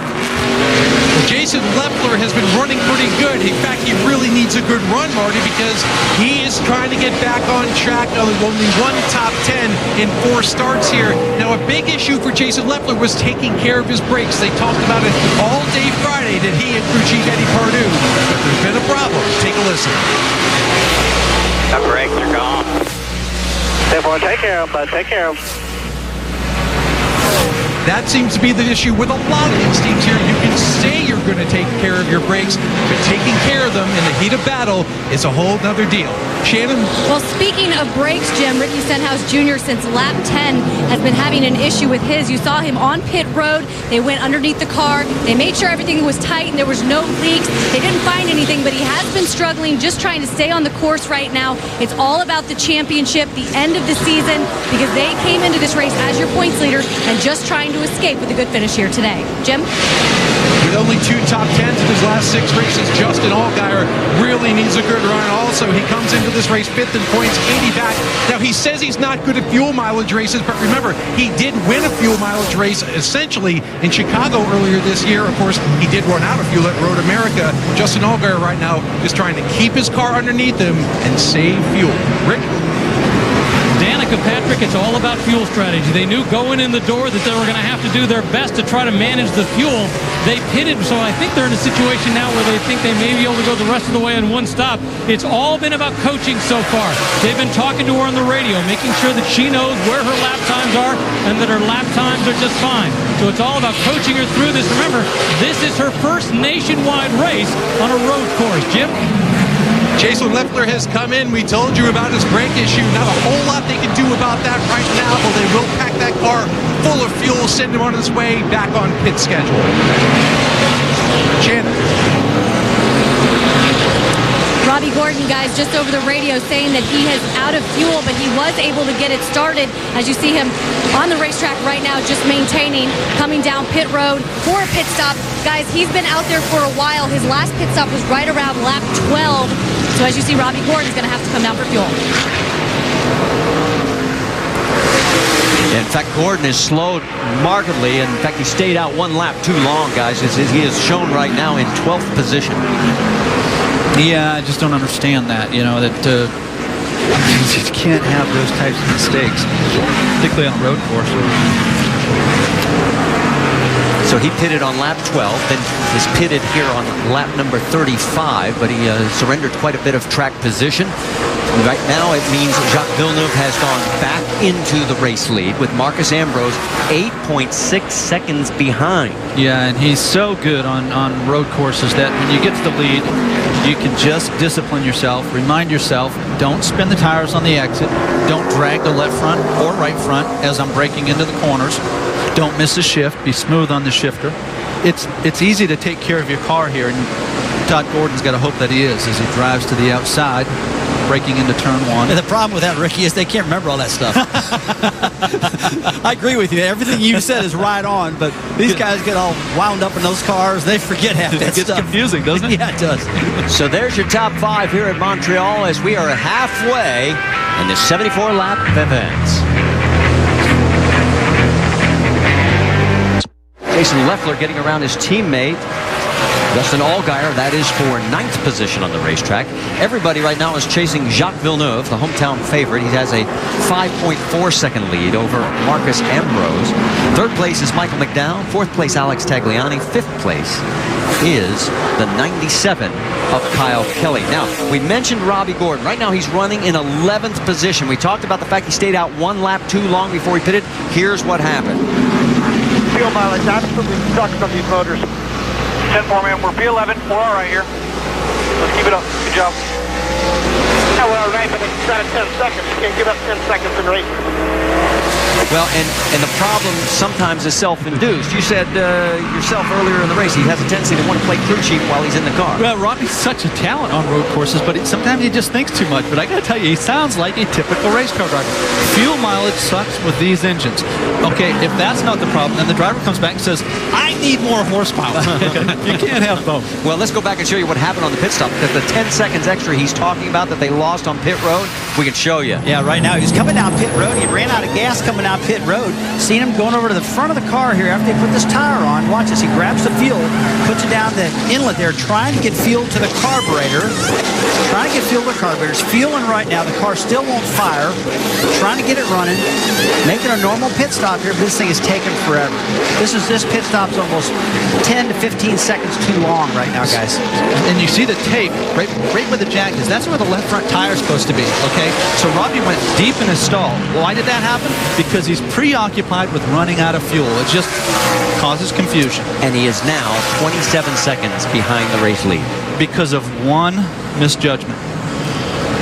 And that causes a driver to really overdrive and get frustrated. They got to calm him down because He's a good driver. He can still win this race, guys. We're only about halfway through, a little past halfway through right now. Let's check in on Scott Speed in the 33 and the 5 of Ron Fellows. They are running 5th and 6th on the race course. They are about 17 seconds behind the race leader. And this 5 car, Ron Fellows, Mr. Smooth, I call him. Every time I see him on a road course, not making mistakes, keeping it on course, smooth shifts, does everything right. You know, this guy has just won everything in the country, done a lot of things, and now he's even a track owner, I hear, Marty. Yeah, he's part of Mosport, is that correct? Yeah, he's part owner in Mosport up here in Canada.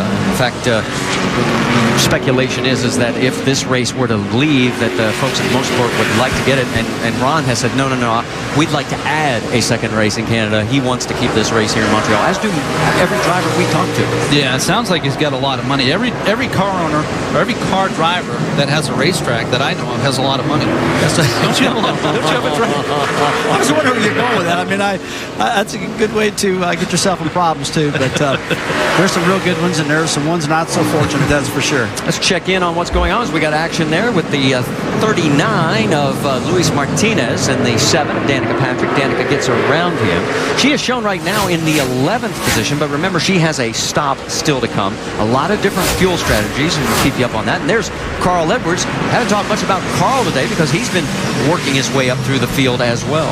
Yeah, he's been getting through these. Right now, he's in the 12th position, running respectable lap times. Not the fastest lap time. That last time by a 105.03. And there's been a lot of 103.30s. Alex Tagliano just knocked out the fastest lap so far that time. Him and Villeneuve have really been flying throughout this race. Well, you look at Carl Edwards right there. His last pitted on lap 27. Jim, what are you hearing? Well, actually, Marty, that was a very interesting pit stop on lap 27. The gas man actually dropped the gas can right onto the deck when Carl Edwards came in. They got it back in. Cost him about 4 or 5 seconds, but that's about been the busiest, well, if you don't count his plane flight, probably the craziest part of his day so far. Rick? Talking about Danica Patrick, we've all talked a lot about the brakes today and the fact that the brakes are getting hot. A little while ago, she came on the radio and said she's getting hot. And they were saying, we've got something for you when the next pit stop. Remember, their goal is one more pit stop for the rest of the race, and then they can go the distance. They were fuel strategy all the way, and the fact that she's running right now in 11th place is a very good run for Danica today. Caution in that one corner, and now a full course caution here as you finish up, Rick. The 52. Yellow flag is out. Louis-Philippe Dumoulin is stopped on the side of the road, now trying to get it refired. So here we are under our second caution. Yeah, Rusty and I were going to let you pronounce his name. Dumoulin. His brother did not job. make the field. My high school French teenager still has conniptions every time I try and speak French. But let's set it for you because Villeneuve is going to lose his 5.5-second lead.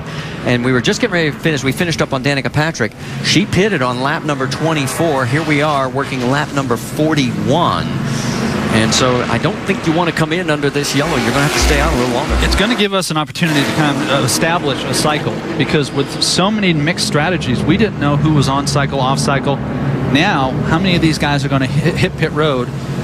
Well, it's going to be a mixed strategy, Ricky. There's no doubt about that. But one thing I'm looking at right now, well, I know I'm beating this thing about the brakes to death, but right now these brakes are pretty weak in these cars. It's going to bunch everybody back up. They're going to fly into turn 1. They're going to fly down to turn 10. They're not going to be able to stop. I wouldn't be surprised if we tear some cars up on this upcoming restart.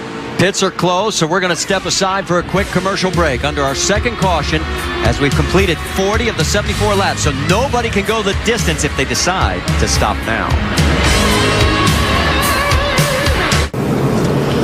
Our second caution continues here at Circuit Gilles Villeneuve in Montreal, as there is his son Jacques leading this field. In fact, Jacques has led a total of the 26 of the 41 laps we've completed. We've had a total of 4 leaders, 5 lead changes. The other leaders have been Robbie Gordon, Scott Speed, Jason Leffler, each of them leading a total of 5 laps. We have a total of 29 cars on the lead lap, and it will be Joe Nemechek getting the lucky dog. I think it will be, and off to the distance.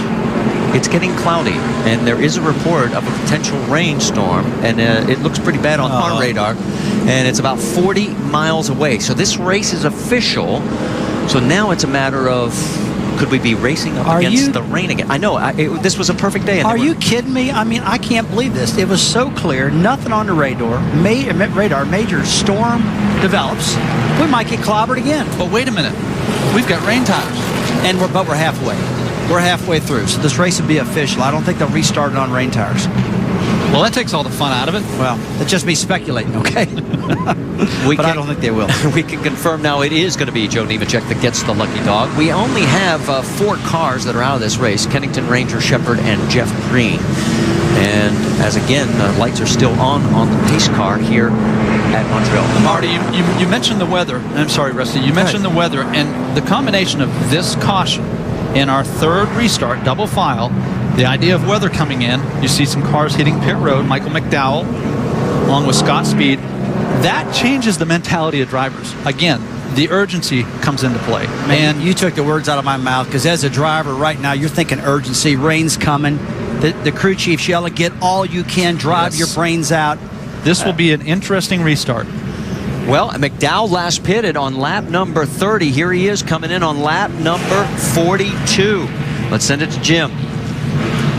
All right, as you said, here comes Michael McDowell, who's having trouble turning right. He wants to be freed up. They'll take 4 tires, fuel, wedge adjustment for Michael McDowell. Also coming in, Scott Speed, Carl Edwards, Ron Fell, all kind of very, very busy down here on this section of pit road. Scott Speed wants to have him loosened up just a little bit. Very tight getting off pit road there, as you see, for Scott Speed. Behind him, Carl Edwards is having issues turning right. He made a slight air pressure adjustment and dropped the track bar on the 60 car. There's a joke in there somewhere about a NASCAR driver having troubles turning right. The fact is that if the drivers are struggling with those right-hand turns, the crew chiefs will be more aggressive with the adjustments, because the majority of the turns on this course are right-handers. If they were struggling with the left-handers, they'd compromise, say, well, maybe a little bit of air adjustment, but these will be pretty big adjustments. Well, we have 32 laps to go. By our calculations, nobody that's pitted right here can make it. So let's check down on the 16. Shannon? Well, what a day for Trevor Bayne, you guys. He had the radio issues before we even went green flag racing. Missed a huge wreck on the racetrack. He then got a flat, hit the wall. Because of that left rear damage, you see them working actually on the left side of the car. He moved the area where the fuel tank goes into the car. He bent it up so they actually cannot get the fuel can into the car. Right now they're trying to bang it out so they're able to fuel that car. Obviously, that's pretty important here in Montreal. Yeah, they worked on that left rear on that, and then the earlier damage with the contact with Marie-Eve Dufault on the right front. They're putting more bear bond on that. As we continue this caution, we're going to step aside once again. You're looking at the race leader, Jacques Villeneuve. He finished 3rd at Road America in that car. Does he pick up his first win here in the Nationwide Series?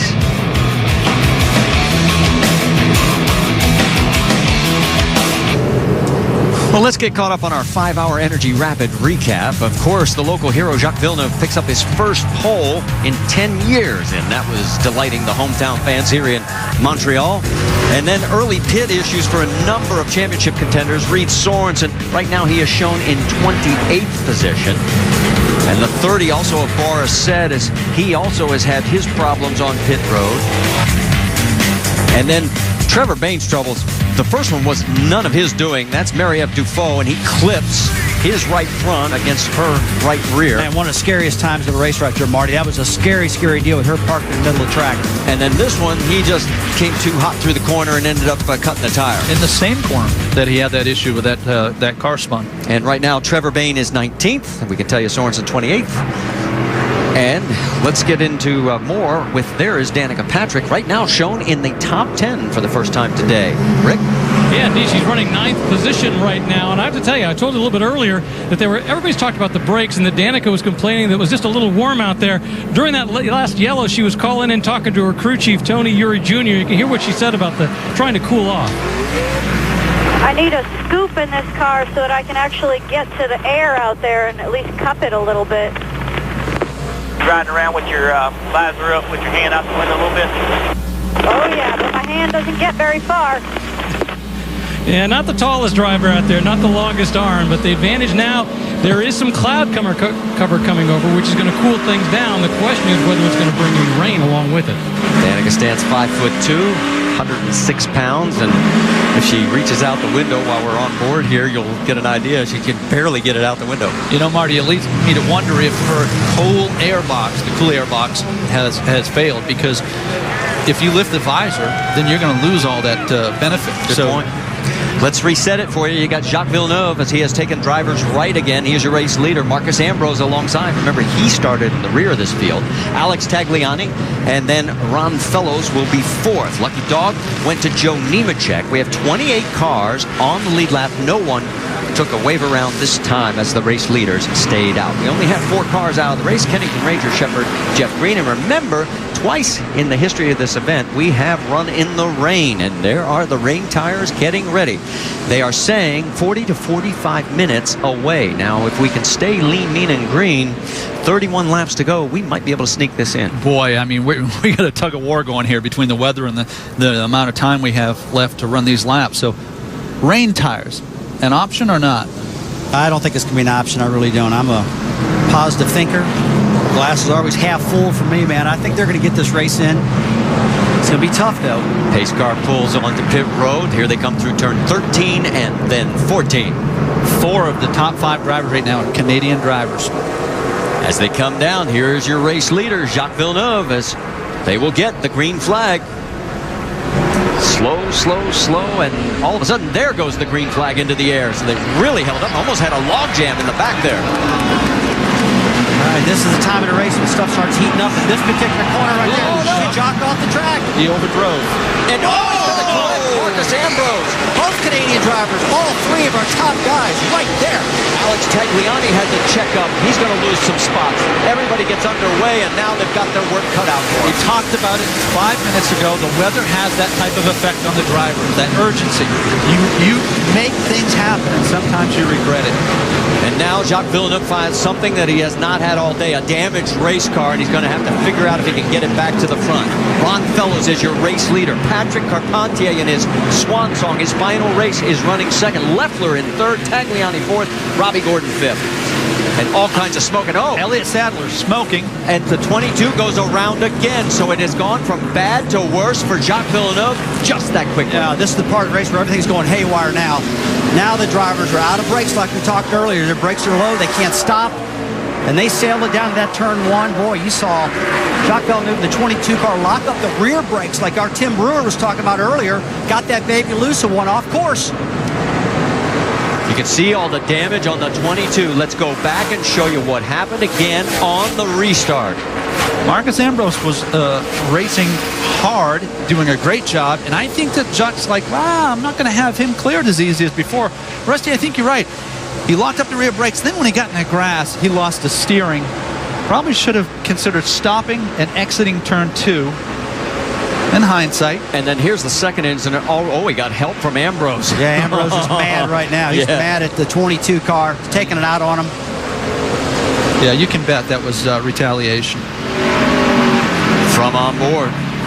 Here's what it looked like. The 22 off the track here, but you're really piling up ahead of you.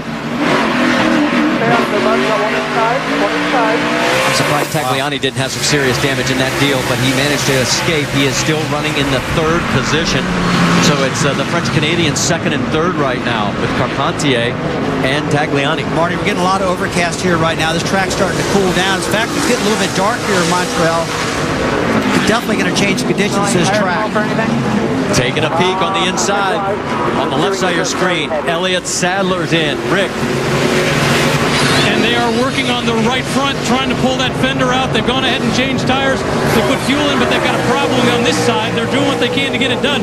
The biggest problem, though, was repairing the damage to the right front. They were still working on that. Shannon? Well, Marcus Ambrose is in the 9. They're going to make right side tire change. They're also going to check that clearance, make sure there's no rubs.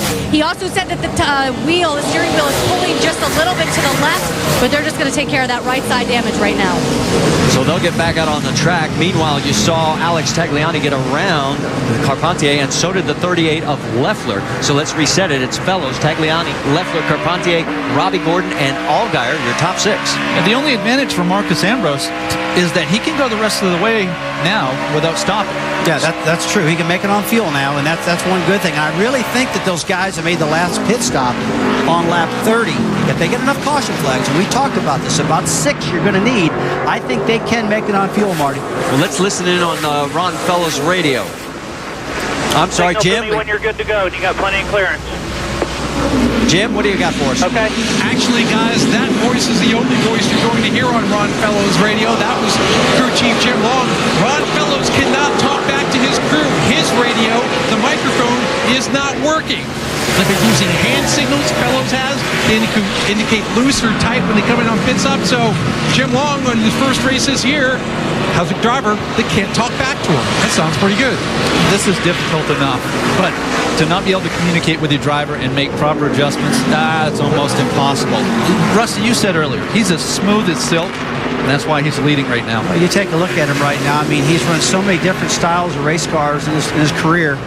He's got a great career, and it's just been, because of that, he knows how to be smooth. Shannon, got to be a disappointment down there to 22 camp. Absolutely, but these guys are going to work, Rusty. They're going to do what they can to get him back out there with 4 tires. They're going to check all that clearance, make sure that there's no rubs on those tires. And Jock is saying inside in the car right now, guys, listening on the radio, that he's having a little bit of an issue with his steering. Maybe it's pulling a little bit, so of course they'll try to get that fixed up as well. On the right side of your screen, Alex Tagliani takes the race lead from Ron Fellows as you finish up, Shannon, and the work continues on the 22. So Tagliani shoots back in front for the first time, and he will be our 6th different leader. He's a teammate to Jacques Villeneuve this weekend, and he is absolutely the 2nd strongest car, qualified on the outside pole. And right now, it's a Canadian day. Well, I'll tell you what, when you saw the problem with Jacques Villeneuve going into turn 1 and 2 and right in front of the major grandstands with all those Canadians, they went ooh, but when Tagliani cleared it, they went ah. So it was definitely an ooh-ah moment for these guys. And look at the right side of your screen. Jacques Villeneuve is still on pit road, so he is now 1 lap down.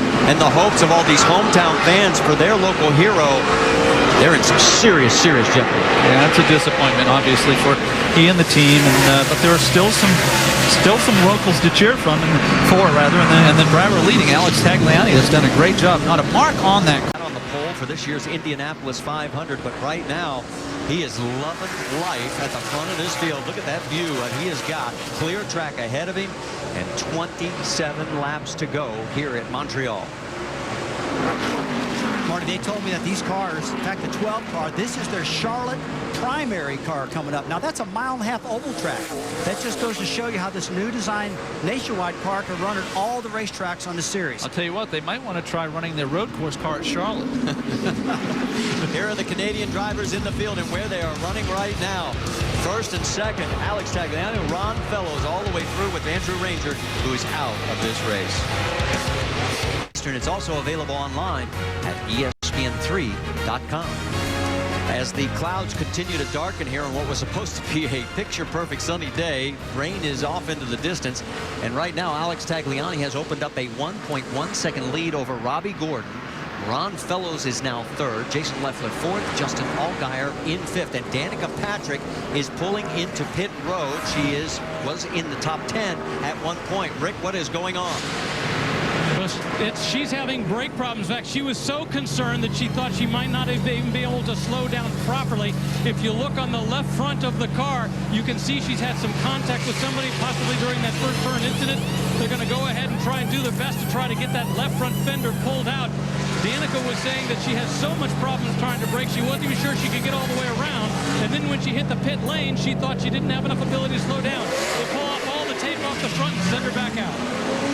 Well, and that was her one big concern. We talked to her last week at Loudon during the IndyCar race, and she said she tested at Road Atlanta, and she said, man, I ate the brakes up there in 7 laps. They got to learn how to take care of them.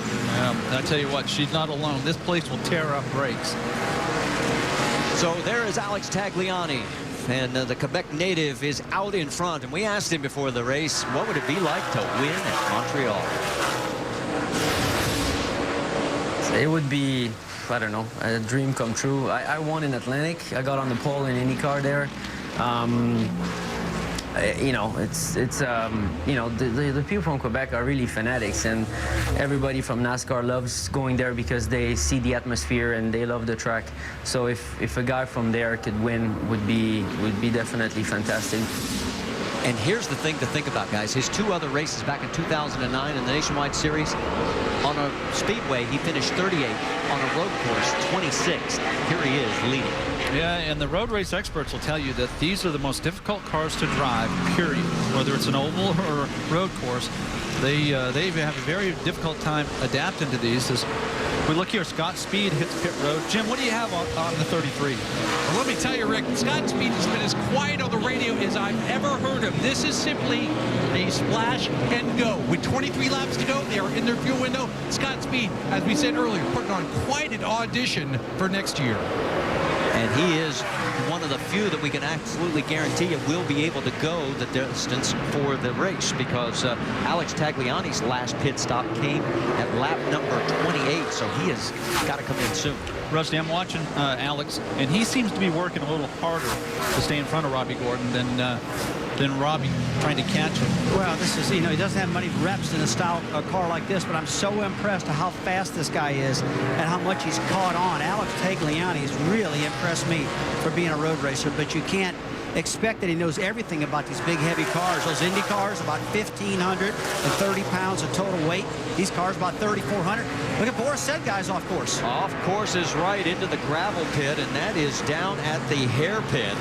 One of those trouble spots we talked about at the beginning. And I think Boris might have had a left front tire go down. If you look at the character of the left front fender, it makes me wonder that he might have had a problem breaking into the turn. And that brings out our third caution. And here's one of the guys that's going to get big benefit from this. Marcus Ambrose. He was over a minute behind the race leaders. He's still on the lead lap. He's going to be able to tighten back up into this field. We're going to have another restart. There is Marcus.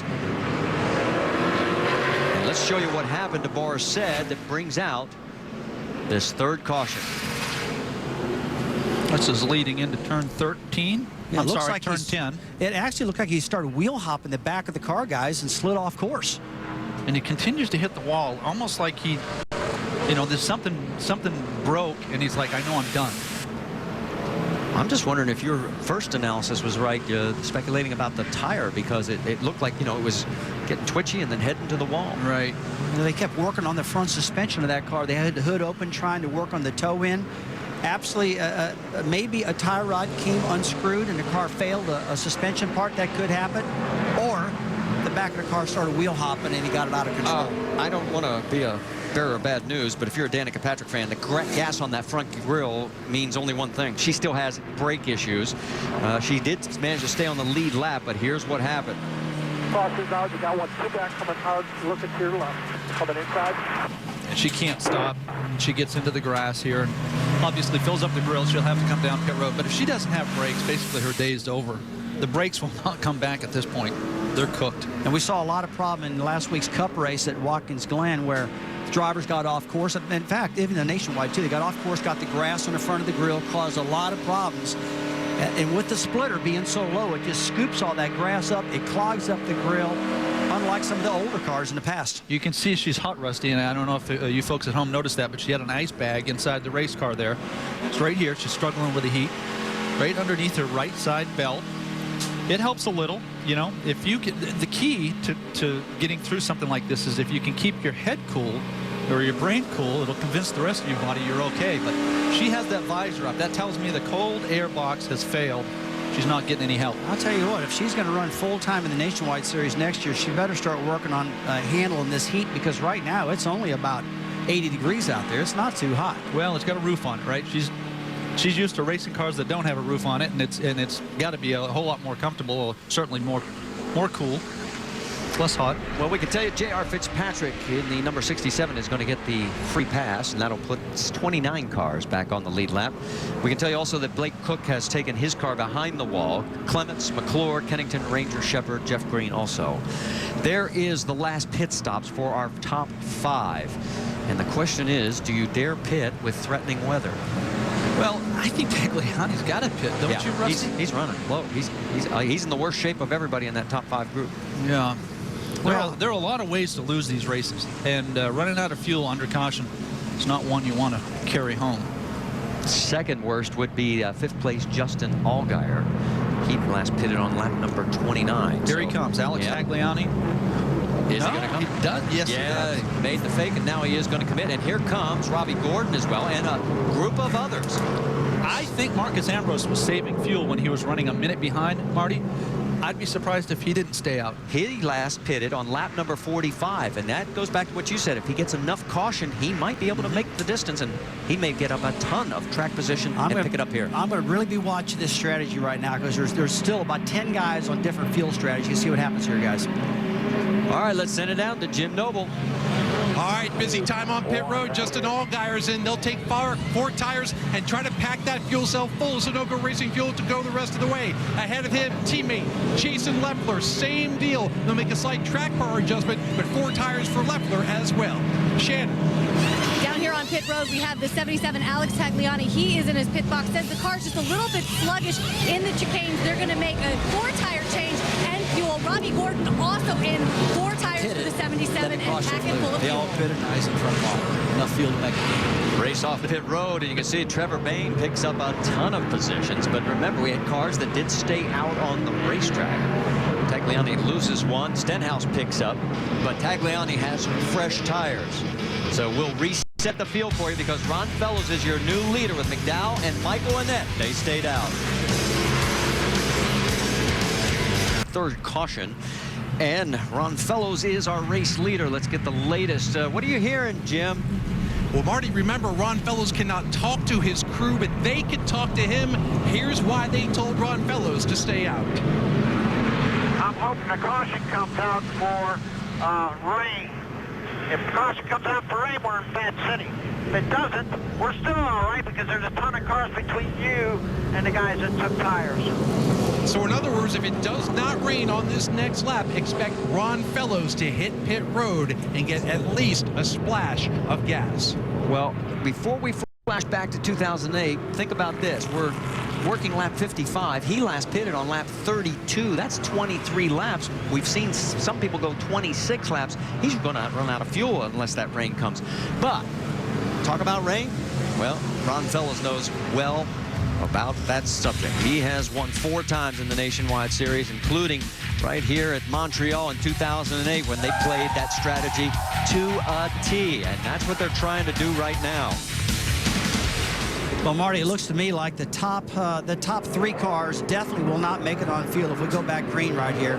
Patrick Carpentier is very, very marginal, but everybody else on the field looks like they can make it on field now. They all stopped, and they're all in really good shape. Well, Michael Annett's running in 3rd place. Rick, what are you hearing down on your end of the pit?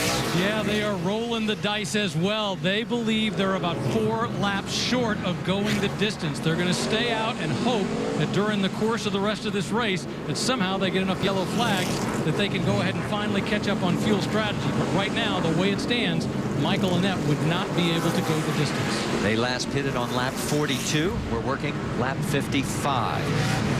And let's check in on Danica Patrick on the brake issues.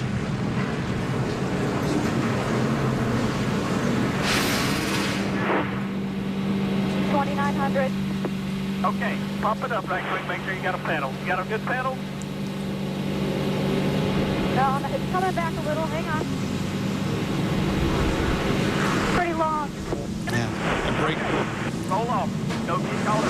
Yeah, brake system's full of air right now, and when that happens, they're in trouble. They got to bleed all that old air out of there, fluid, let it get a lot of...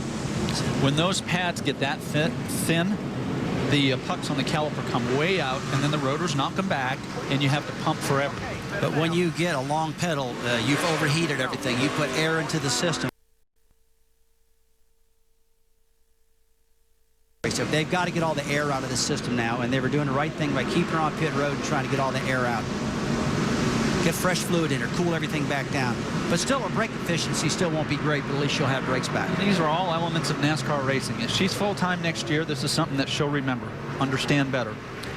All right, let's set this for you because we're getting ready to go back to green flag racing. The top 6 stayed out. Fellows, McDowell, Annett, Speed, Carpentier, and Stephen Wallace. That's your top 6. And we're racing again here at Montreal. They got to get through that turn 1. Very crucial right now. McDowell's going to come out of here with a lead. Oh, he gets a little bump from Fellows. And Fellows is going to take the spot. You saw from high above. Just a little bit of contact. I'll tell you what, guys, Trevor Bain's still in this thing. All the problems he's having, he's in 7th position right now, still going. I mean, they fixed that car, got him back on track. He's recovered. Keep an eye on Alex Tagliani in that number 12 car, though. Remember, he came in and he put on 4 fresh ones on lap 53. We know he can go the distance. Stephen Wallace has moved up to 4th. He's working hard on Patrick Carpentier for 3rd. That's a great recovery. He was speeding earlier in the race. Boy, he did a great job. They hit pit road on lap 50 under green, and we all kind of thought, what's going on? Then the caution flag come out. That put him up front with full tank of fuel and 4 new tires. 66 is in great shape right now. And Michael McDowell's in great shape as he takes over that 2nd spot. He gets around Carpentier. You're on board with Stephen Wallace, who's in 4th. Boy, this is a part of the racetrack you really want to make a pass here. It's tough. It's tough right there. 3 wide. There's contact. Carpentier goes around. Oh, you can almost see it happening right there because that's a turn. That suckers you right in there. Yeah, 3 wide was not a good decision there. You know, it's hard enough by yourself. 2 wide is asking for trouble, but 3 wide will not work. And Patrick Carpentier in his last race before he retires is not going to get the finish that he wanted as he finds himself deep in this field right now. Fellows and McDowell have sort of opened up a bit of a margin over Alex Tagliani, who has now moved into 3rd. Trevor Bain is 4th, and the caution is out. Oh, there's the 23. And there is the reason why Alex Kennedy has had contact. And you can see on our lap chart, or on the track, you see right where he is, and that is a precarious position, as that is turn number 8. So quickly, we have our 4th caution. And remember, you were talking about Marcus Ambrose, and he needed some laps. And guess what? He's got it. Like Ambrose is within striking distance right now. Now he's 12th, and they're closed back up. Let's go back and show you exactly what happened to Alex. Contact with the 15 at Timmy Hill, sends him around and sends Hill through the grass. Yeah, he just overshot the turn, couldn't get slowed down, got into the back of Timmy Hill, and can't refire the car here. All right, here we go into this 3 wide deal that didn't work. Yeah, look, you're going in straight here. There's no way you're going to make this turn, and you're just in too deep. Yeah, too deep. Thought he could make the pass. Just got now he slides across, gets blocked. Aggressive move right there. On board with Patrick.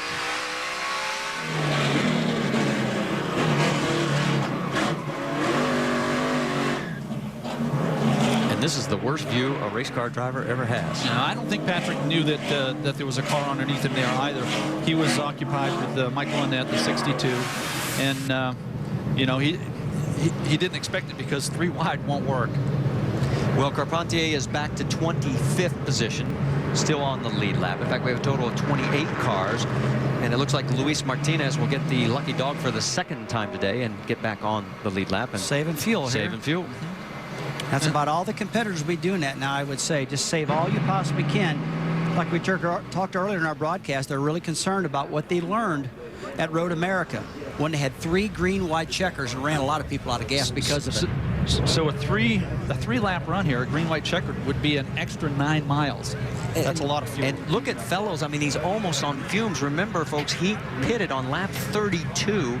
We have completed 56. Yeah, sometimes the weather gets you. Yeah, I had him coming out pit road between lap 57 and 59, and he's only 3 laps from that right now. So he's still hoping that rain's can come. I thought he was fast enough that if he had pitted with the rest of them, he could battle for the win. Boy, it's hard to race the weather, isn't it? It is. You know, and I've learned a long time ago, don't second guess those crew chiefs, because those guys are in there, they're figuring everything, they're sitting back looking at it. As a driver, you're in that car, you're all jacked up, and you're hot, and you're thinking about what's going on, and you need to leave that decision to the crew chief when it comes to that. Danica Patrick's crew getting loaded up in case they want to bring her back in. She is shown in 27th. Next to last car on the lead lap, having brake issues. And right now we're keeping all of our eyes on Ron Fellows and his fuel situation. With McDowell, give you an idea, Michael in 2nd place pitted 10 laps later. And we can confirm the 39 of Luis Martinez was the free pass, so that will give us 29 cars back on the lead lap. So it's still up for grabs. The weather is beginning to threaten here in Montreal, and Ron Fellows is in front but low on fuel. Under our fourth caution here at the NAPA Auto Parts 200 from Montreal, Canada, as the record is 5, which we set last year. Hopefully this will be the last one. We do have a chance of weather, and the big question for Ron Fellows and all of us is, does he have enough fuel? Jim Noble, what are you hearing? The answer, Marty, is for the time being, yes, but not much longer. The exact quote that was just relayed to Ron Fellows is, save gas and pray for rain. But he was told he will have to pit in the next 3 laps. The rain has not helped us, is what his crew chief told him. So Ron Fellows is going to have to get a big rainstorm right about now or hit pit road. Well, for more on the fuel situation and how it is affected by road course racing, let's check in over at the Craftsman Tech Garage with Tim Brewer. One of the adjustments we have to make when we go road racing in Montreal is the fuel cell itself. Historically, we'll have the fuel pickup mounted over on the right rear corner of the fuel cell. The reason being, centrifugal force forces all the fuel over here in this area. But when you go to a road race, you want to move this pickup over in the center. What that does, when you're turning left and you're turning right, deaccelerating, it keeps all the fuel in this container, and fuel mileage, it's a must. But picking up every ounce of fuel out of fuel cell to win a race in Montreal, you better get all the fuel out of the fuel cell. And Ron Fellows may not have enough, as here are the last rounds of pit stops for the top 5, and you can see that he is on the short end of that stick. Well, we're right on. Probably in about 20 minutes it's going to hit it, just from looking at my little device I've got up here. But I never thought we'd have rain here at this track, how good the weather looked. And the forecast didn't even forecast it. It was beautiful this morning. Yeah. Not a cloud in the sky. Look at that. Ron Fellows has 4 road course wins in the NASCAR Nationwide Series. He won here, as we mentioned, in 2008. Did not finish, however, the last 2. And there are the rain tires. And Shannon, let's check in on your end of pit road. Well, Alex Tagliani, guys, you know, we've talked about the limited amount of starts he's had in this series. Crew chief just got off the pit box, talked to all of the crew guys, because they work on the Cup Series usually, told him exactly what would happen if it did start to rain as far as putting those rain tires on. As far as his driver, Tagliani came over the radio and says, is there anything you need to tell me? Chad Walters says, it is go time. And Alex said, that is exactly what I wanted to hear. He knows those 2 guys in front of him are short on fuel. And Marty, I can be a little bit concerned about Fellows running out of fuel, you know, maybe on the restart or on the track and these tight turns, particularly on the backstretch. Lights are out on the pace car, which means we are going to go back to green flag racing.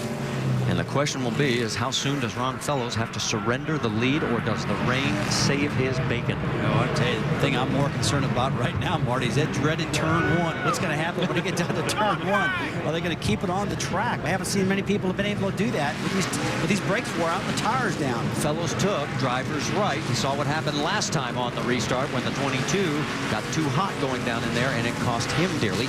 Jacques Villeneuve is now 2 laps down, shown in 30th position. We're a little bit like Ambrose running 14th. You got Robbie Gordon running 11th. They know it's time to go. It's Fellows, McDowell up front, then Tagliani and Trevor Bayne. Despite all the issues he's had, he is an amazing position of 4th. Michael in that 5th, Allgaier 6th, Stephen Wallace 7th, Jason Leffler 8th, Ricky Stenhouse and Eric Almirola round out the top 10. Marty, this is the part of the race last year where we just saw everybody just tearing these things up. Now, we saw a lot of aggression. We probably saw more wrecks today than we've saw in a long time. We talked on our countdown show how this is a very, very aggressive track. But that turn 1 just left the screen right there. Man, that place sucks them up and tears them up. It's amazing. Pace car is pulled off through turn number 14. They'll form up. Last time the starter held him very, very late until he gave him the green flag. That's a long front straightaway. And he is still holding flag racing. Yeah, good start by Fellows. He got a really good jump. Yeah, Ron did a great job. Got through the gearbox good. Watch Tagliani also. Contact between McDowell and Fellows. So far, everybody's made it through. Wow. Fellows is going to hold on to the lead, side by side for They made second. me look bad on that one. They did a great job getting through that turn 1 and 2. A lot of patience right there. Tagliani was in a position of strength in that right-hander. He's moved into second place. Oh, it's tight back through there, guys. We turn 3 and 4, turn 5 and 6 coming up there. Look at this, a run for the lead. Tagliani is going to bump his way into the lead past Ron Fellows. So Tagliani, in front of the home country or home province fans of Quebec, is back in front. He last pitted on lap 42. These cautions really helped his case. But by no means is Tagliani in great shape on fuel. No, he's a little tight himself, but the guy really in trouble is Ron Fellows right now. He should be coming in probably the next lap guy, so he doesn't risk running out on the racetrack. I agree with you, Rusty. Now it's getting really risky. You don't want to run out here. You'd be 3 or 4 laps down. 14 laps to go next time. Listen to the fans down at the hairpin. The French-Canadian fans love it when their guy is in front. And right now, all hopes are pegged on Alex Tagliani. But if we go back not that far, Marcus Ambrose is making a charge. I believe he's up to 6th or 7th. Remember, he restarted like 14th. He is running in the 7th position right now as they head down. There he is, taking a peek underneath Trevor Bayne. I'm telling you, this guy's a bulldog on restarts. Oh, and look at him sidestepping, and here comes Fellows. That's a smart thing to do right there for Ron. I might be wrong, guys, but I think that's 8 spots for Ambrose in that one lap. He was 14th, and now, as you can see, he is right there in the mix. He's 4th. And he's showing in 4th with Fellows making his final pit stop. 3 wide coming down the front straightaway. Just got speed back there, and Kevin Harvick's 33. Some type of problem with that car right now, wear off the pace. And look at Carl Edwards. That car is beat up. Oh, he misses turn 1. And he's going to have to... He has to stop. The rule is you have to stop. Am I correct? He has to come to a complete stop and then restart, or he would get a pass-through penalty. Let's check in with Jim Noble. As you said, Ron Fellows in for his final pit stop, he hopes. Give some gas, 4 tires. He also has some left rear fender damage. They're going to get enough gas in to get Ron Fellows the rest of the way. Pretty positive, guys. That was doom and gloom for Ron Fellows right there. That just puts it behind all those guys that can make it really tough for him to get back up front right now.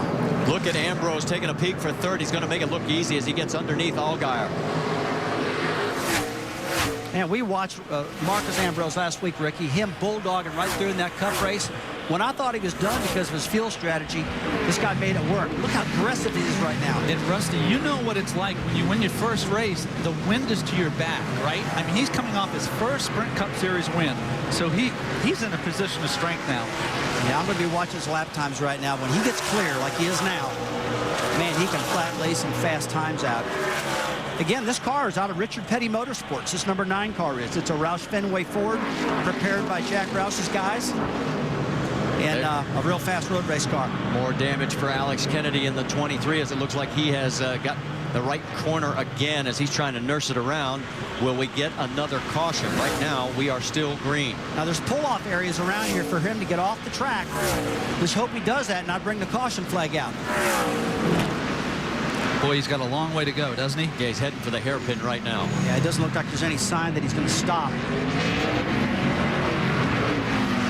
Yeah. 64. It is Jason Bowles as he ran earlier today in the Canadian Tire Series, finished 2nd in that race. Marcus Ambrose ran 9/10 of a second faster than the leader.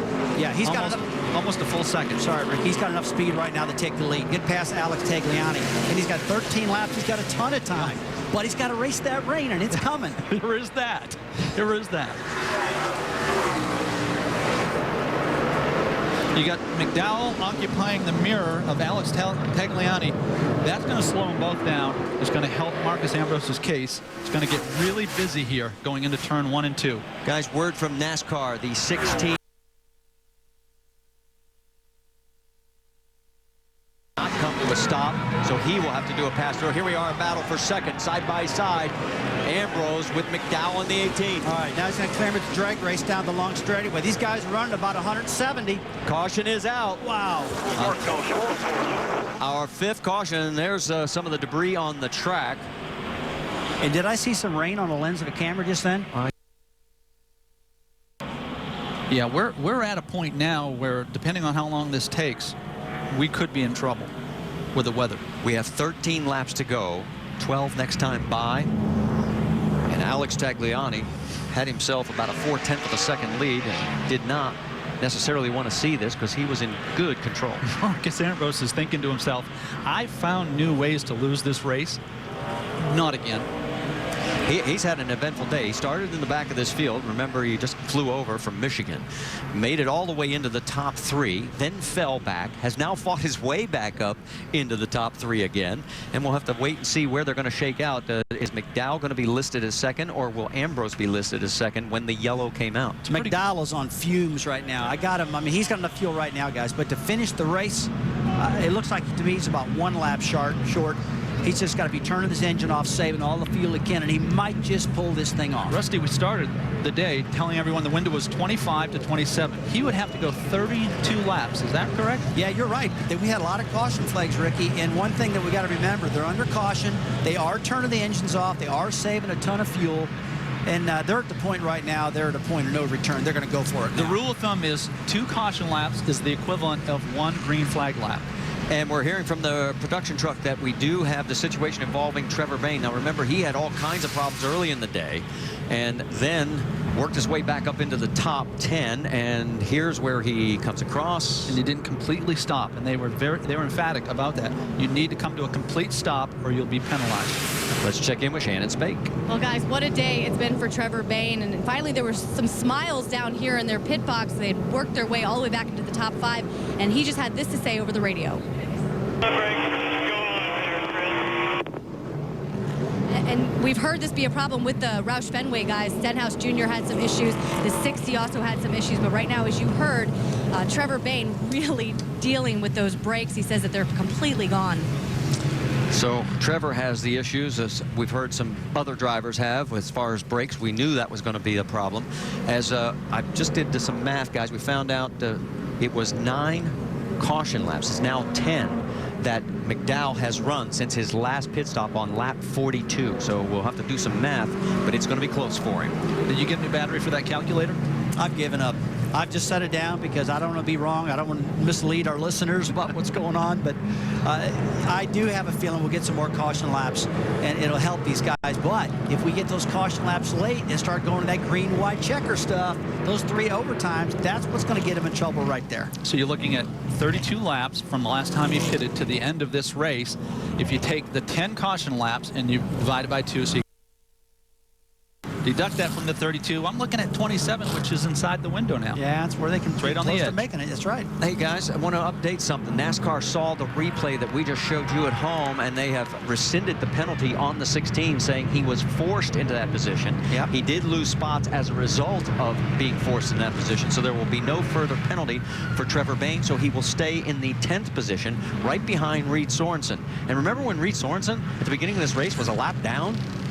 What a great day this has been. Marty, I'm glad they did that because, you know, he did get forced into that corner in turn 13 and 14. And Ricky, you are right. The penalty is come to a complete stop, then take off. But he got knocked out in the middle of the racetrack. He couldn't stop on the middle of the track. I applaud NASCAR for taking.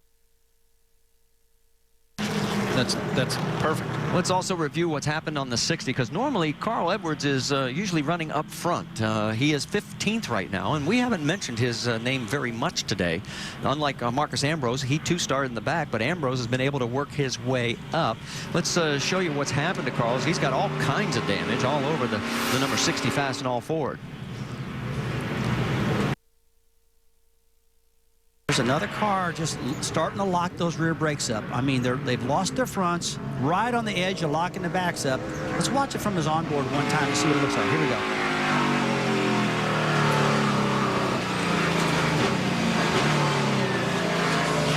Good back all right there. I'm really confused though. I thought that he had to come to a complete stop or he would have gotten a penalty. Well, you are right, but the problem there is that he slid through that thing too. He lost it, got out of control there, and slid through the area there and back on the track. Just can't stop on the racetrack. So one thing I am wondering, will he get a assessed time penalty? Meeting the other day. Well, we'll check with NASCAR and see if there is going to be a penalty to the 60. There's some of the fans here. It has been a great day for the Canadian fans. Their hometown hero was running up front. Jacques Villeneuve led the most laps, 29 of our 6 different leaders. And right now, all their hopes are pinned on that man. His name, Alex Tagliani. Could he pick up his first nationwide win? Stay with us to find out. Lights are out on the pace car here at Circuit Gilles Villeneuve in Montreal, Quebec, as we are getting ready to go back to green flag racing. Let's reset it for you. There'll be 10 laps to go.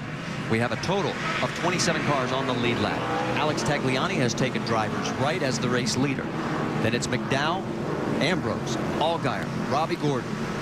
Brian Scott has moved into 6th, Stephen Wallace 7th, Eric Almirola, Reed Sorensen, Trevor Bayne. That's your top 10. Marty, I need to correct myself. The 60 car went through 1 and 2. There's no penalty there. Only in 13, 14. And we're back to green flag racing. Whoa, this is tight. This is good racing. That's a great shot from our helicopter right there. Looking down, this is how everything's happening. Boy, they did a good job getting through turn 1, guys. Side by side, Marcus Ambrose has done it. He's gotten around Alex Tagliani. Michael McDowell is now in 3rd. Robbie Gordon is shown in 4th. Ambrose has got the bit between his teeth, and he is flying. I think he's fast enough to distance himself between the 2nd and 3rd place cars. Well, fuel's not going to be an issue for Marcos, and I thought that he was in big trouble after the accident, after he got together with Jacques Villeneuve, and my gosh, he came out of that clean. He last pitted on lap 53. McDowell last pitted on lap 42, but we think he has enough, courtesy of the 11 laps of yellow that we ran. We've seen some great recoveries today. I mean, from several drivers, including Stephen Wallace, who's back up to 6th now. A lot of fuel strategy, and it all worked out for most everybody right now. Although the race is not over yet. I'm not going to say it's worked out for everybody. Michael McDowell is the guy that's right on the edge right now for getting himself in trouble, fuel mileage-wise. But, Ricky, I do think he's okay. Did you see Robbie Gordon trying to pass on the outside there? They're still going back deeper in the field. 64 Bowles. He's going to get hit there. No, they managed to gather it back up. Yeah, I think Robbie's got something left in the tank here, guys. Well, look at Michael McDowell. Good pass on Alex Tagliani getting into turn 13 there. So move McDowell up to 2nd, and Tagliani is going in the wrong direction. And you're right, Ambrose is stretching it. Yeah, he just looks so good coming up through traffic. And oh my gosh, Tagliani's making a dive back underneath him. Yeah, but now he's going to be on the outside of the next corner. And there's Robbie Gordon. Wow. Ooh, Robbie checks up. That's awesome racing. You heard those Canadian fans in 1 and 2 going crazy if the guys have us. That's as good as it gets, Russ. It does. These guys are really driving great. I'm very, very impressed with Alex Tagliani. Right now, they are all cheering. Look at Allgaier. They are all cheering for that number 12 car. Boy, it is go time, as we always call it, because you can see everybody just leaning on it. Speaking of Allgaier, where did he come from? Man, he had the rear end hung out in that car right there, almost spun it out. Did a good job gathering it up. He's doing a great job. We haven't talked much about him today, but he's running in the top 5. He's getting a lot of pressure from Steven. There he goes, trying to make that pass now. Wow. Wow, something's up with Allgaier's car. Yeah, that was, maybe he just knew that it was a matter of time and he gave up the spot. That's not a bad idea. He could be thinking points, guys. Robbie Gordon gets around the 12. So Alex Tagliani, after restarting on point, now finds himself bumped back to the 4th position. And Stephen Wallace had that incident down in turns 10 and 11, and he's rallied back. 5th place now as we see Alex Tagliani get back underneath Robbie Gordon. I've never seen drivers go back and forth like they are here these last 2 laps. A lot of patience right there, Ricky, I think, out of these 2 veterans right now. Veteran race car drivers. Maybe not veterans, Marty, in stock cars, but veteran drivers out of Tagliani. But they're testing each other's patience, aren't they? Woo, that's a lot of speed right there, guys. Somebody's got to give. It's a game of chicken. Robbie's going to... Oh, he taps him. Stephen Wallace has got the best seat in the house for that deal. Well, maybe. You might want to get ahead of this. On board with Stephen as they head down past the start-finish and into turn number 1. 8 laps to go. Remember this. Every year, the final lead change has occurred in the last 7 laps. Don't leave us. I wouldn't rule anything out at this point. We've seen about all there is to see. Robbie Gordon's giving Tagliani all he can take right now. See how sparks flying out from underneath Robbie's car. He keeps running over those curbs, hitting the sway bar down there and grinding it off. Oh my gosh, that's a tough place to pass right there. He backs off. He doesn't make contact. This is good, hard racing. They're running each other clean. This is outstanding racing. It's like a 12-round heavyweight battle. They're going toe-to-toe. How long can they be this patient, Ricky? Who knows, huh? Well, they're going to run out of brakes because you can't run this hard for this long a time without brake pedal fading. Yeah, good point, because there's no airflow to the front of Robbie's car to cool his brakes. Oh, no, not again. The spin is around. Not again. Marie-Eve Defoe is turned around again. Third time today. Ooh, good job. Just get off the track. We're still green, guys. She can keep it going. She's 5 laps down in 34th position. Marie-Eve, turn that wheel left. Yeah. Don't turn it right. And now she comes right back out across the track, but nobody's there. Now she's got damage out the right rear. They're going to have to bring it in to get that out of the way. It's not her favorite corner today. No, it's been a tough corner for her. They'll have to pit. You got a piece of the roll bar hanging off the rear bumper. As we mentioned, she has done some ARCA racing as well. Finished a best of 10th in that series. Martin's just hitting his lines right now, Marty. Oh, no. Right on. Oh, look to the left. Patrick Carpentier, he has pulled the car off, and his 27-year career is going to end as a spectator out on the racetrack. Marty, I think you can see the emotion in his face. You know, if this is the end, it's not the way that he wanted it to finish. Going a big puff of smoke, and Robbie Gordon's got damage. Oh, my gosh. What's happening? Heck happened here?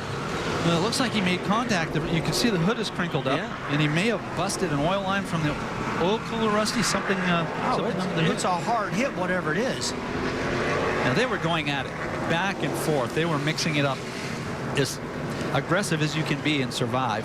Obviously, it looks as though it took its toll on him. All right, we were putting a period on Patrick Carpentier, and there he is. The crowd seeing him on the screen, they're giving him a cheer, and here's what happened to Robbie. Oh, just right into the back. He just rams him. Wow, I mean, that's he just picked the throttle up, and it got in the back of him. And then it looked like Allgaier and the 66 of Stephen Walls got together, and Allgaier was able to get around him. And there is the end result for Robbie Gordon, who had a great day going. Looks like he hurt an oil cooler, guys. That's an oil line causing that fire. And that's exactly where that's located at. So, Rusty, that's a slow turn. I don't understand that. He said, look at his frustration. He just can't believe he did that. A very small hit, but enough to knock the radiator and the oil cooler out of the car. Such a good run. A lot of frustration. It's a tough pill to swallow.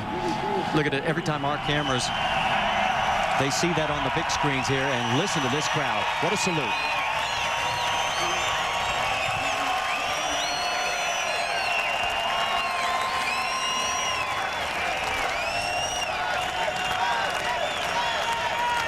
They're chanting Carpentier. They love their hometown heroes. That is a first-class individual. You know, anybody that's met Patrick is better for it. He had a great career. Let's go back and show you exactly what put him out of this race with only 7 laps remaining. Gets underneath, or tries to get underneath Danica Patrick. He does not have position.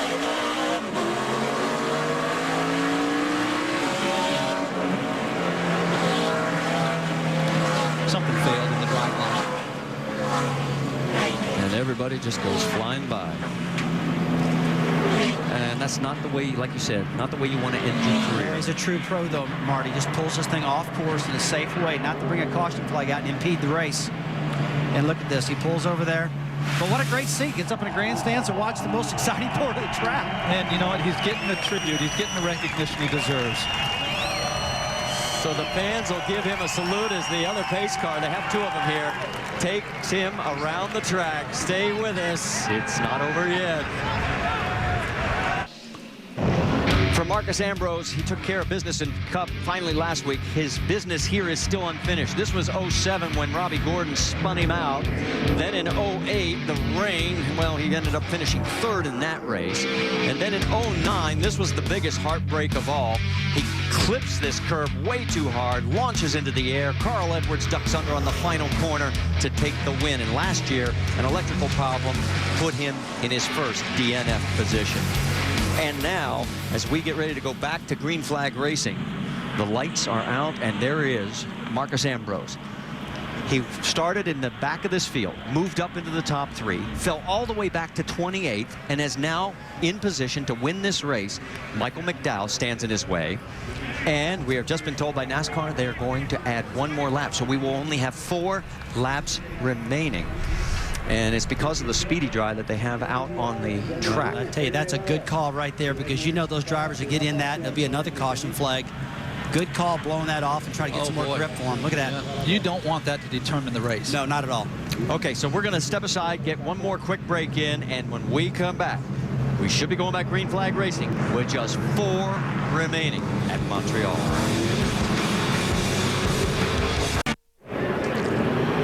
Back here at Montreal, the pace car lights have just gone out. Means green flag next time by. Let's quickly check in with Rick DeBrule.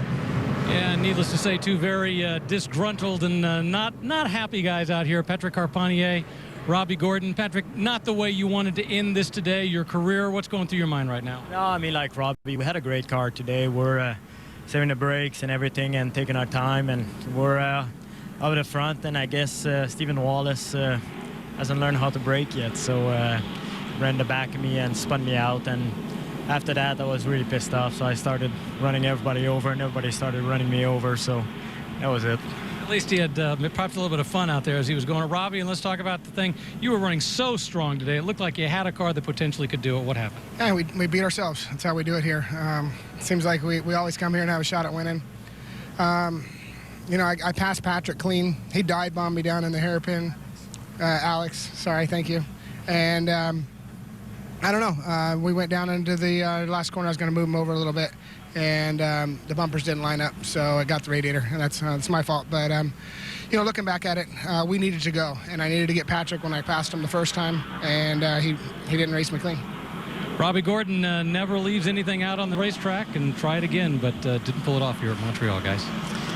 All right, tough break for both those guys. And as you can see, there is still a lot of cleanup going on. In fact, they have added another lap. The lights are back on the pace car. So that gives us a moment to talk about ESPN's coverage of the NFL preseason. It continues Monday night. Jake Cutler and the Bears take on Eli Manning and the Giants. It's Monday Night Football, the preseason version on ESPN, Monday at 8 Eastern. Our coverage begins at 7 Eastern with Monday Night Countdown.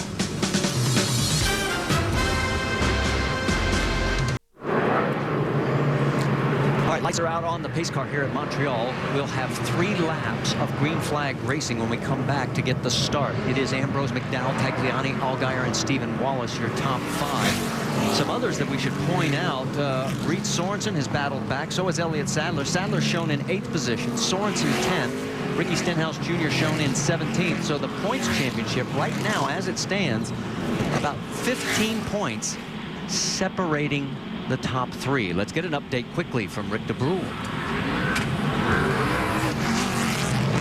Let's talk about Elliott Sadler and what a race it's been for him in terms of the way he's played this out. He knew he wanted to be there at the end. All day he was talking about the fact that don't worry about those one-timers, go for the guys that matter. At this point, he's managed to pull off the points that are so important to him. Jim? Michael McDowell, after about an hour of saving fuel and some fortuitous cautions, Michael's good to go now by a half lap extra, but that does not take into account any green, white, checkered, guys. So if it goes green and doesn't go past that, Michael McDowell is in good shape. All right, Jim, thank you. Lucky Dog goes to Timmy Hill, gives us 26 cars back on the lead lap as they begin to form up, heading towards the final 2 corners. You know, Marcus Ambrose on the surface looks like he has things in complete control, but there's an old adage in racing. The one guy you don't want in your mirror in the closing laps is a driver who had never won a race yet. They're a little eager, a little ambitious, a little... Michael McDowell fits that mold for the Nationwide Series. Alex Tagliani fits that mold as well. Might take chances that other drivers wouldn't. Absolutely. You're thinking right now, hey, man, you've won your race. I haven't. It's my turn right now. I'm going to do whatever it takes to get it. Well, we're going to find out. Ambrose is again selected driver's right. The crowd comes to their feet one more time. 3 laps to go when we get the green flag. They make their way down, and again, the starter's holding on and holding on. It's a late start. It is, and he finally gives them the green flag.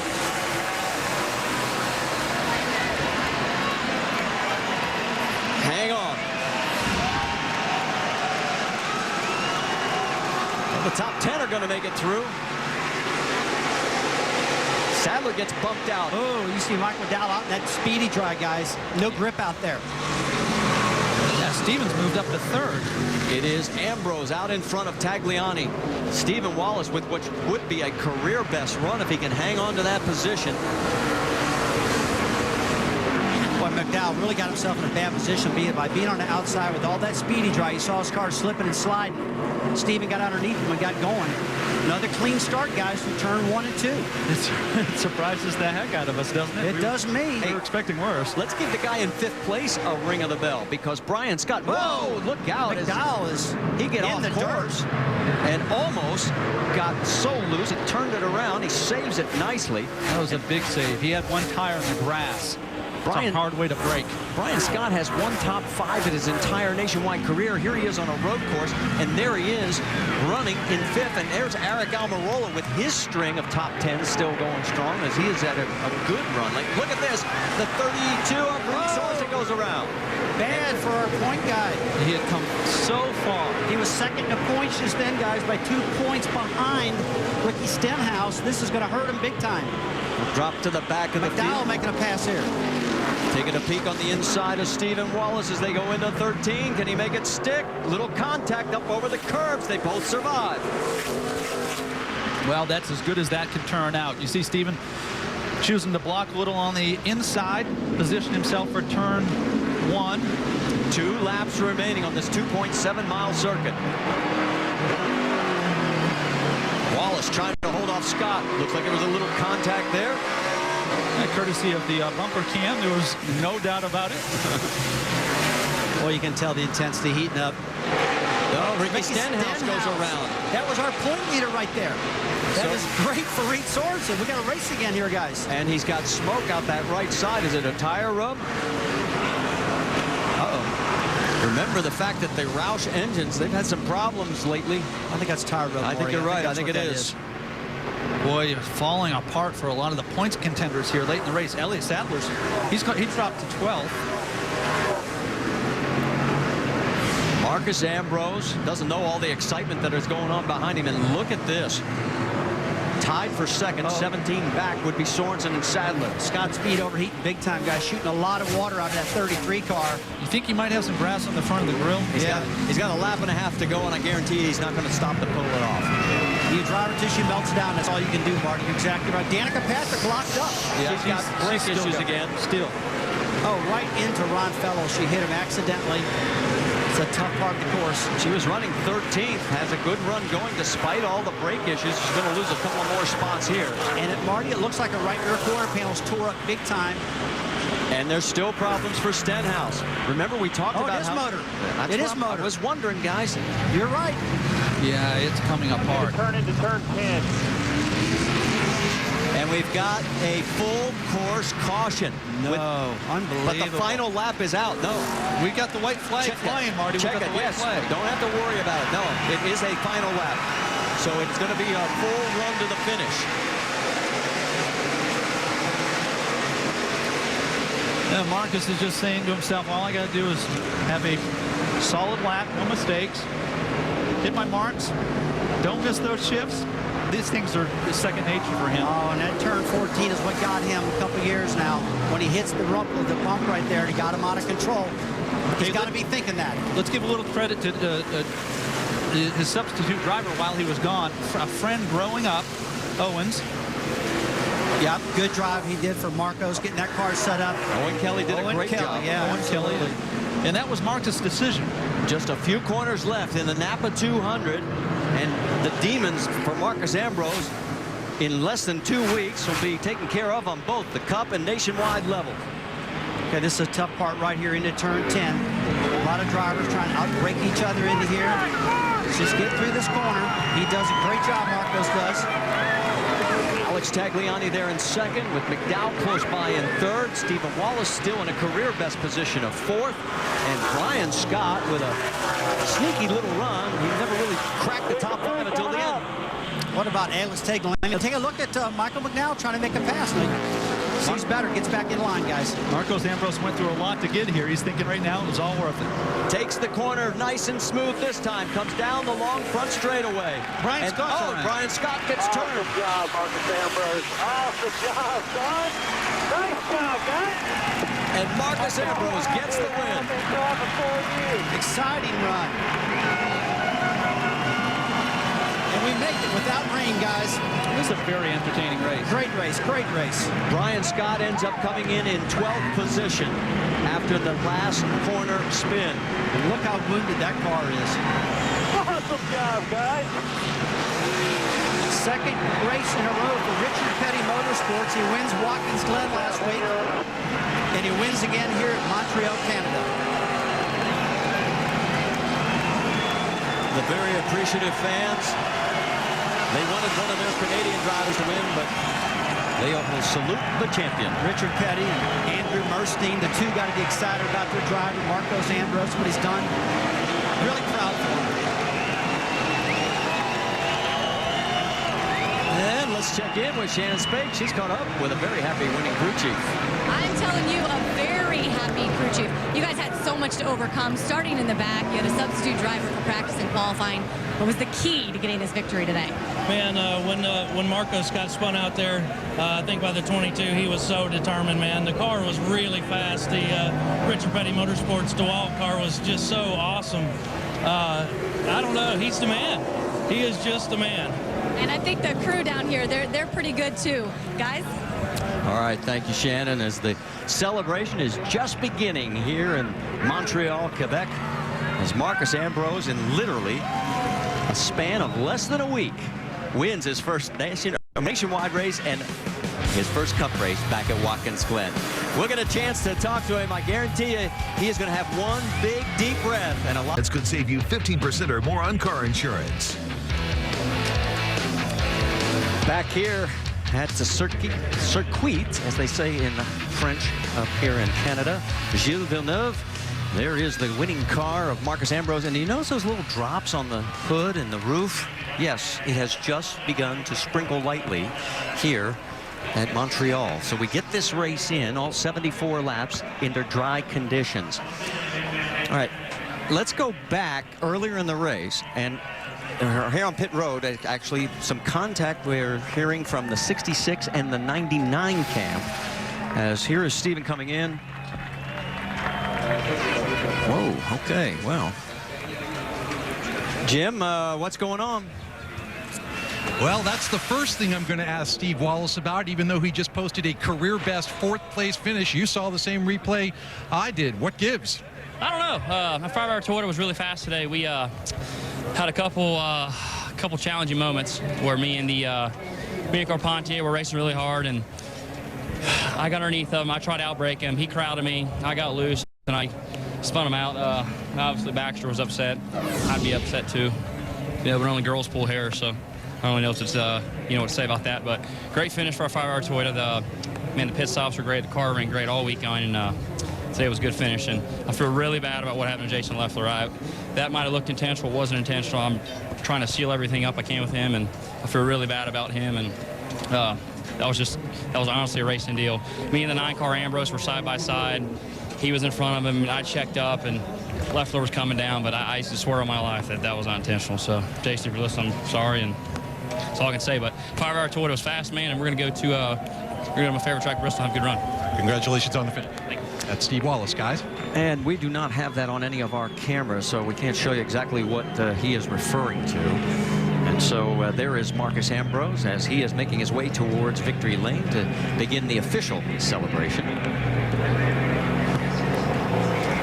So, tell you what, his hair's got to be hurting right now, doesn't it? Yeah, I was going to say, Jerry Baxter obviously not happy. Well, he's driving hard. And look, as Patrick Carpentier's last race, I understand the frustration out of everybody. I mean, I really do. This was a tough one, all of it. But I tell you, it was an exciting race. But yeah, I thought Stephen made a mistake getting into the hair. Yeah, it was a little tight in there. But he redeemed himself. He battled back, had a top 5 finish, and it's just not the way you want to end the day. Well, Danica Patrick did not end where she wanted. She was up in the top 15, but you saw the brake issues late. She ends up 24th. Let's talk to her. Yeah, Danica Patrick had quite a day out there. There was some goods, and then there was some real bads. You just persevered, though. You just kept trying to get some mileage underneath you. Yeah, you know, we had a really good run going. It was smart of Tony to pit me early and get those good laps in, because apparently we picked up track position. I don't know, I'm just running, but that's what I heard. And, you know, getting our way up to 8th or whatever, it felt really solid, it felt really good. And then within 2 laps, the brakes went, and they went to the floor. I mean, there was nothing there. And they were awesome and kept me on the lead lap, so I was like, heck yeah, let's go. So. And I heard you talking about respect out there, trying to run for respect. I beat up my GoDaddy car a little bit, but I was, you know, I mean, as an example, like, you know, Carl bumped me in the hairpin a little bit, you know, so he got me, and then so we went down in the hairpin, I gave him a little bump, because, you know, that's how it works, and or at least that's how I think it works anyway. If I'm wrong, please tell me. But yeah, it was about, you know, charging hard and being with good guys, and, you know, Villeneuve was up there, and he was kind of one of my childhood hero-like guys, so, you know, it was a cool place to be, and, you know, I learned a heck of a lot, and it was a bummer that I got a big wheel hop down in the hairpin, and I broke the axle or something like that. So anyway, it was, all in all, it was a good day, I guess. At the very least, a very adventurous first nationwide road course race for Danica. All right, thank you, Rick. And it's time now to head down to the One Main Financial Victory Lane. And let's celebrate with a man who's won 2 races in 6 days, Marcus Ambrose.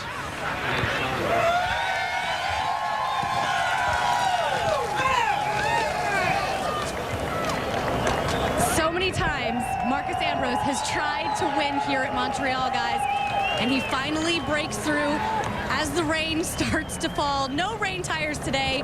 You guys did have to overcome a lot. You said that you had 2 goals. 1, to win a Sprint Cup race on an oval, and 2, Montreal. What's it feel like to break through? Yeah, just making a habit of winning for Stanley and Ford here 2 in 2 weeks. It's just awesome. Just can't thank these guys enough just for the opportunity. Been trying to win up here for so long, and I feel pretty hard done by this year. The race went my way, and I didn't lead as many laps, but I definitely won the most important one. That was the last one. You started in the back of the field. You had someone else practice your car. Walk me through the run-in with the 22 car that looked like it could have ended your day. Yeah, I thought it did end my day. A bit of a bonehead move. I don't know what he was thinking, but got alongside him into turn 1 and held my line, and he must just lost talent across the grass or something and ran into us. But we were fortunate. Hit the side of the car, didn't hit the wheels too bad, so it bent the steering just a little bit, but in general, we got lucky and made the most of it. What a day for Marcus Ambrose and this team, winning here at Montreal for the first time in his career. Marty? Yeah, about passed the whole field twice. First time moving all the way up into the top 3, falling back to 28th, and then coming back to this. A winning moment at Montreal at Circuit Gilles Villeneuve. Stay with us. We've still got a lot more coming.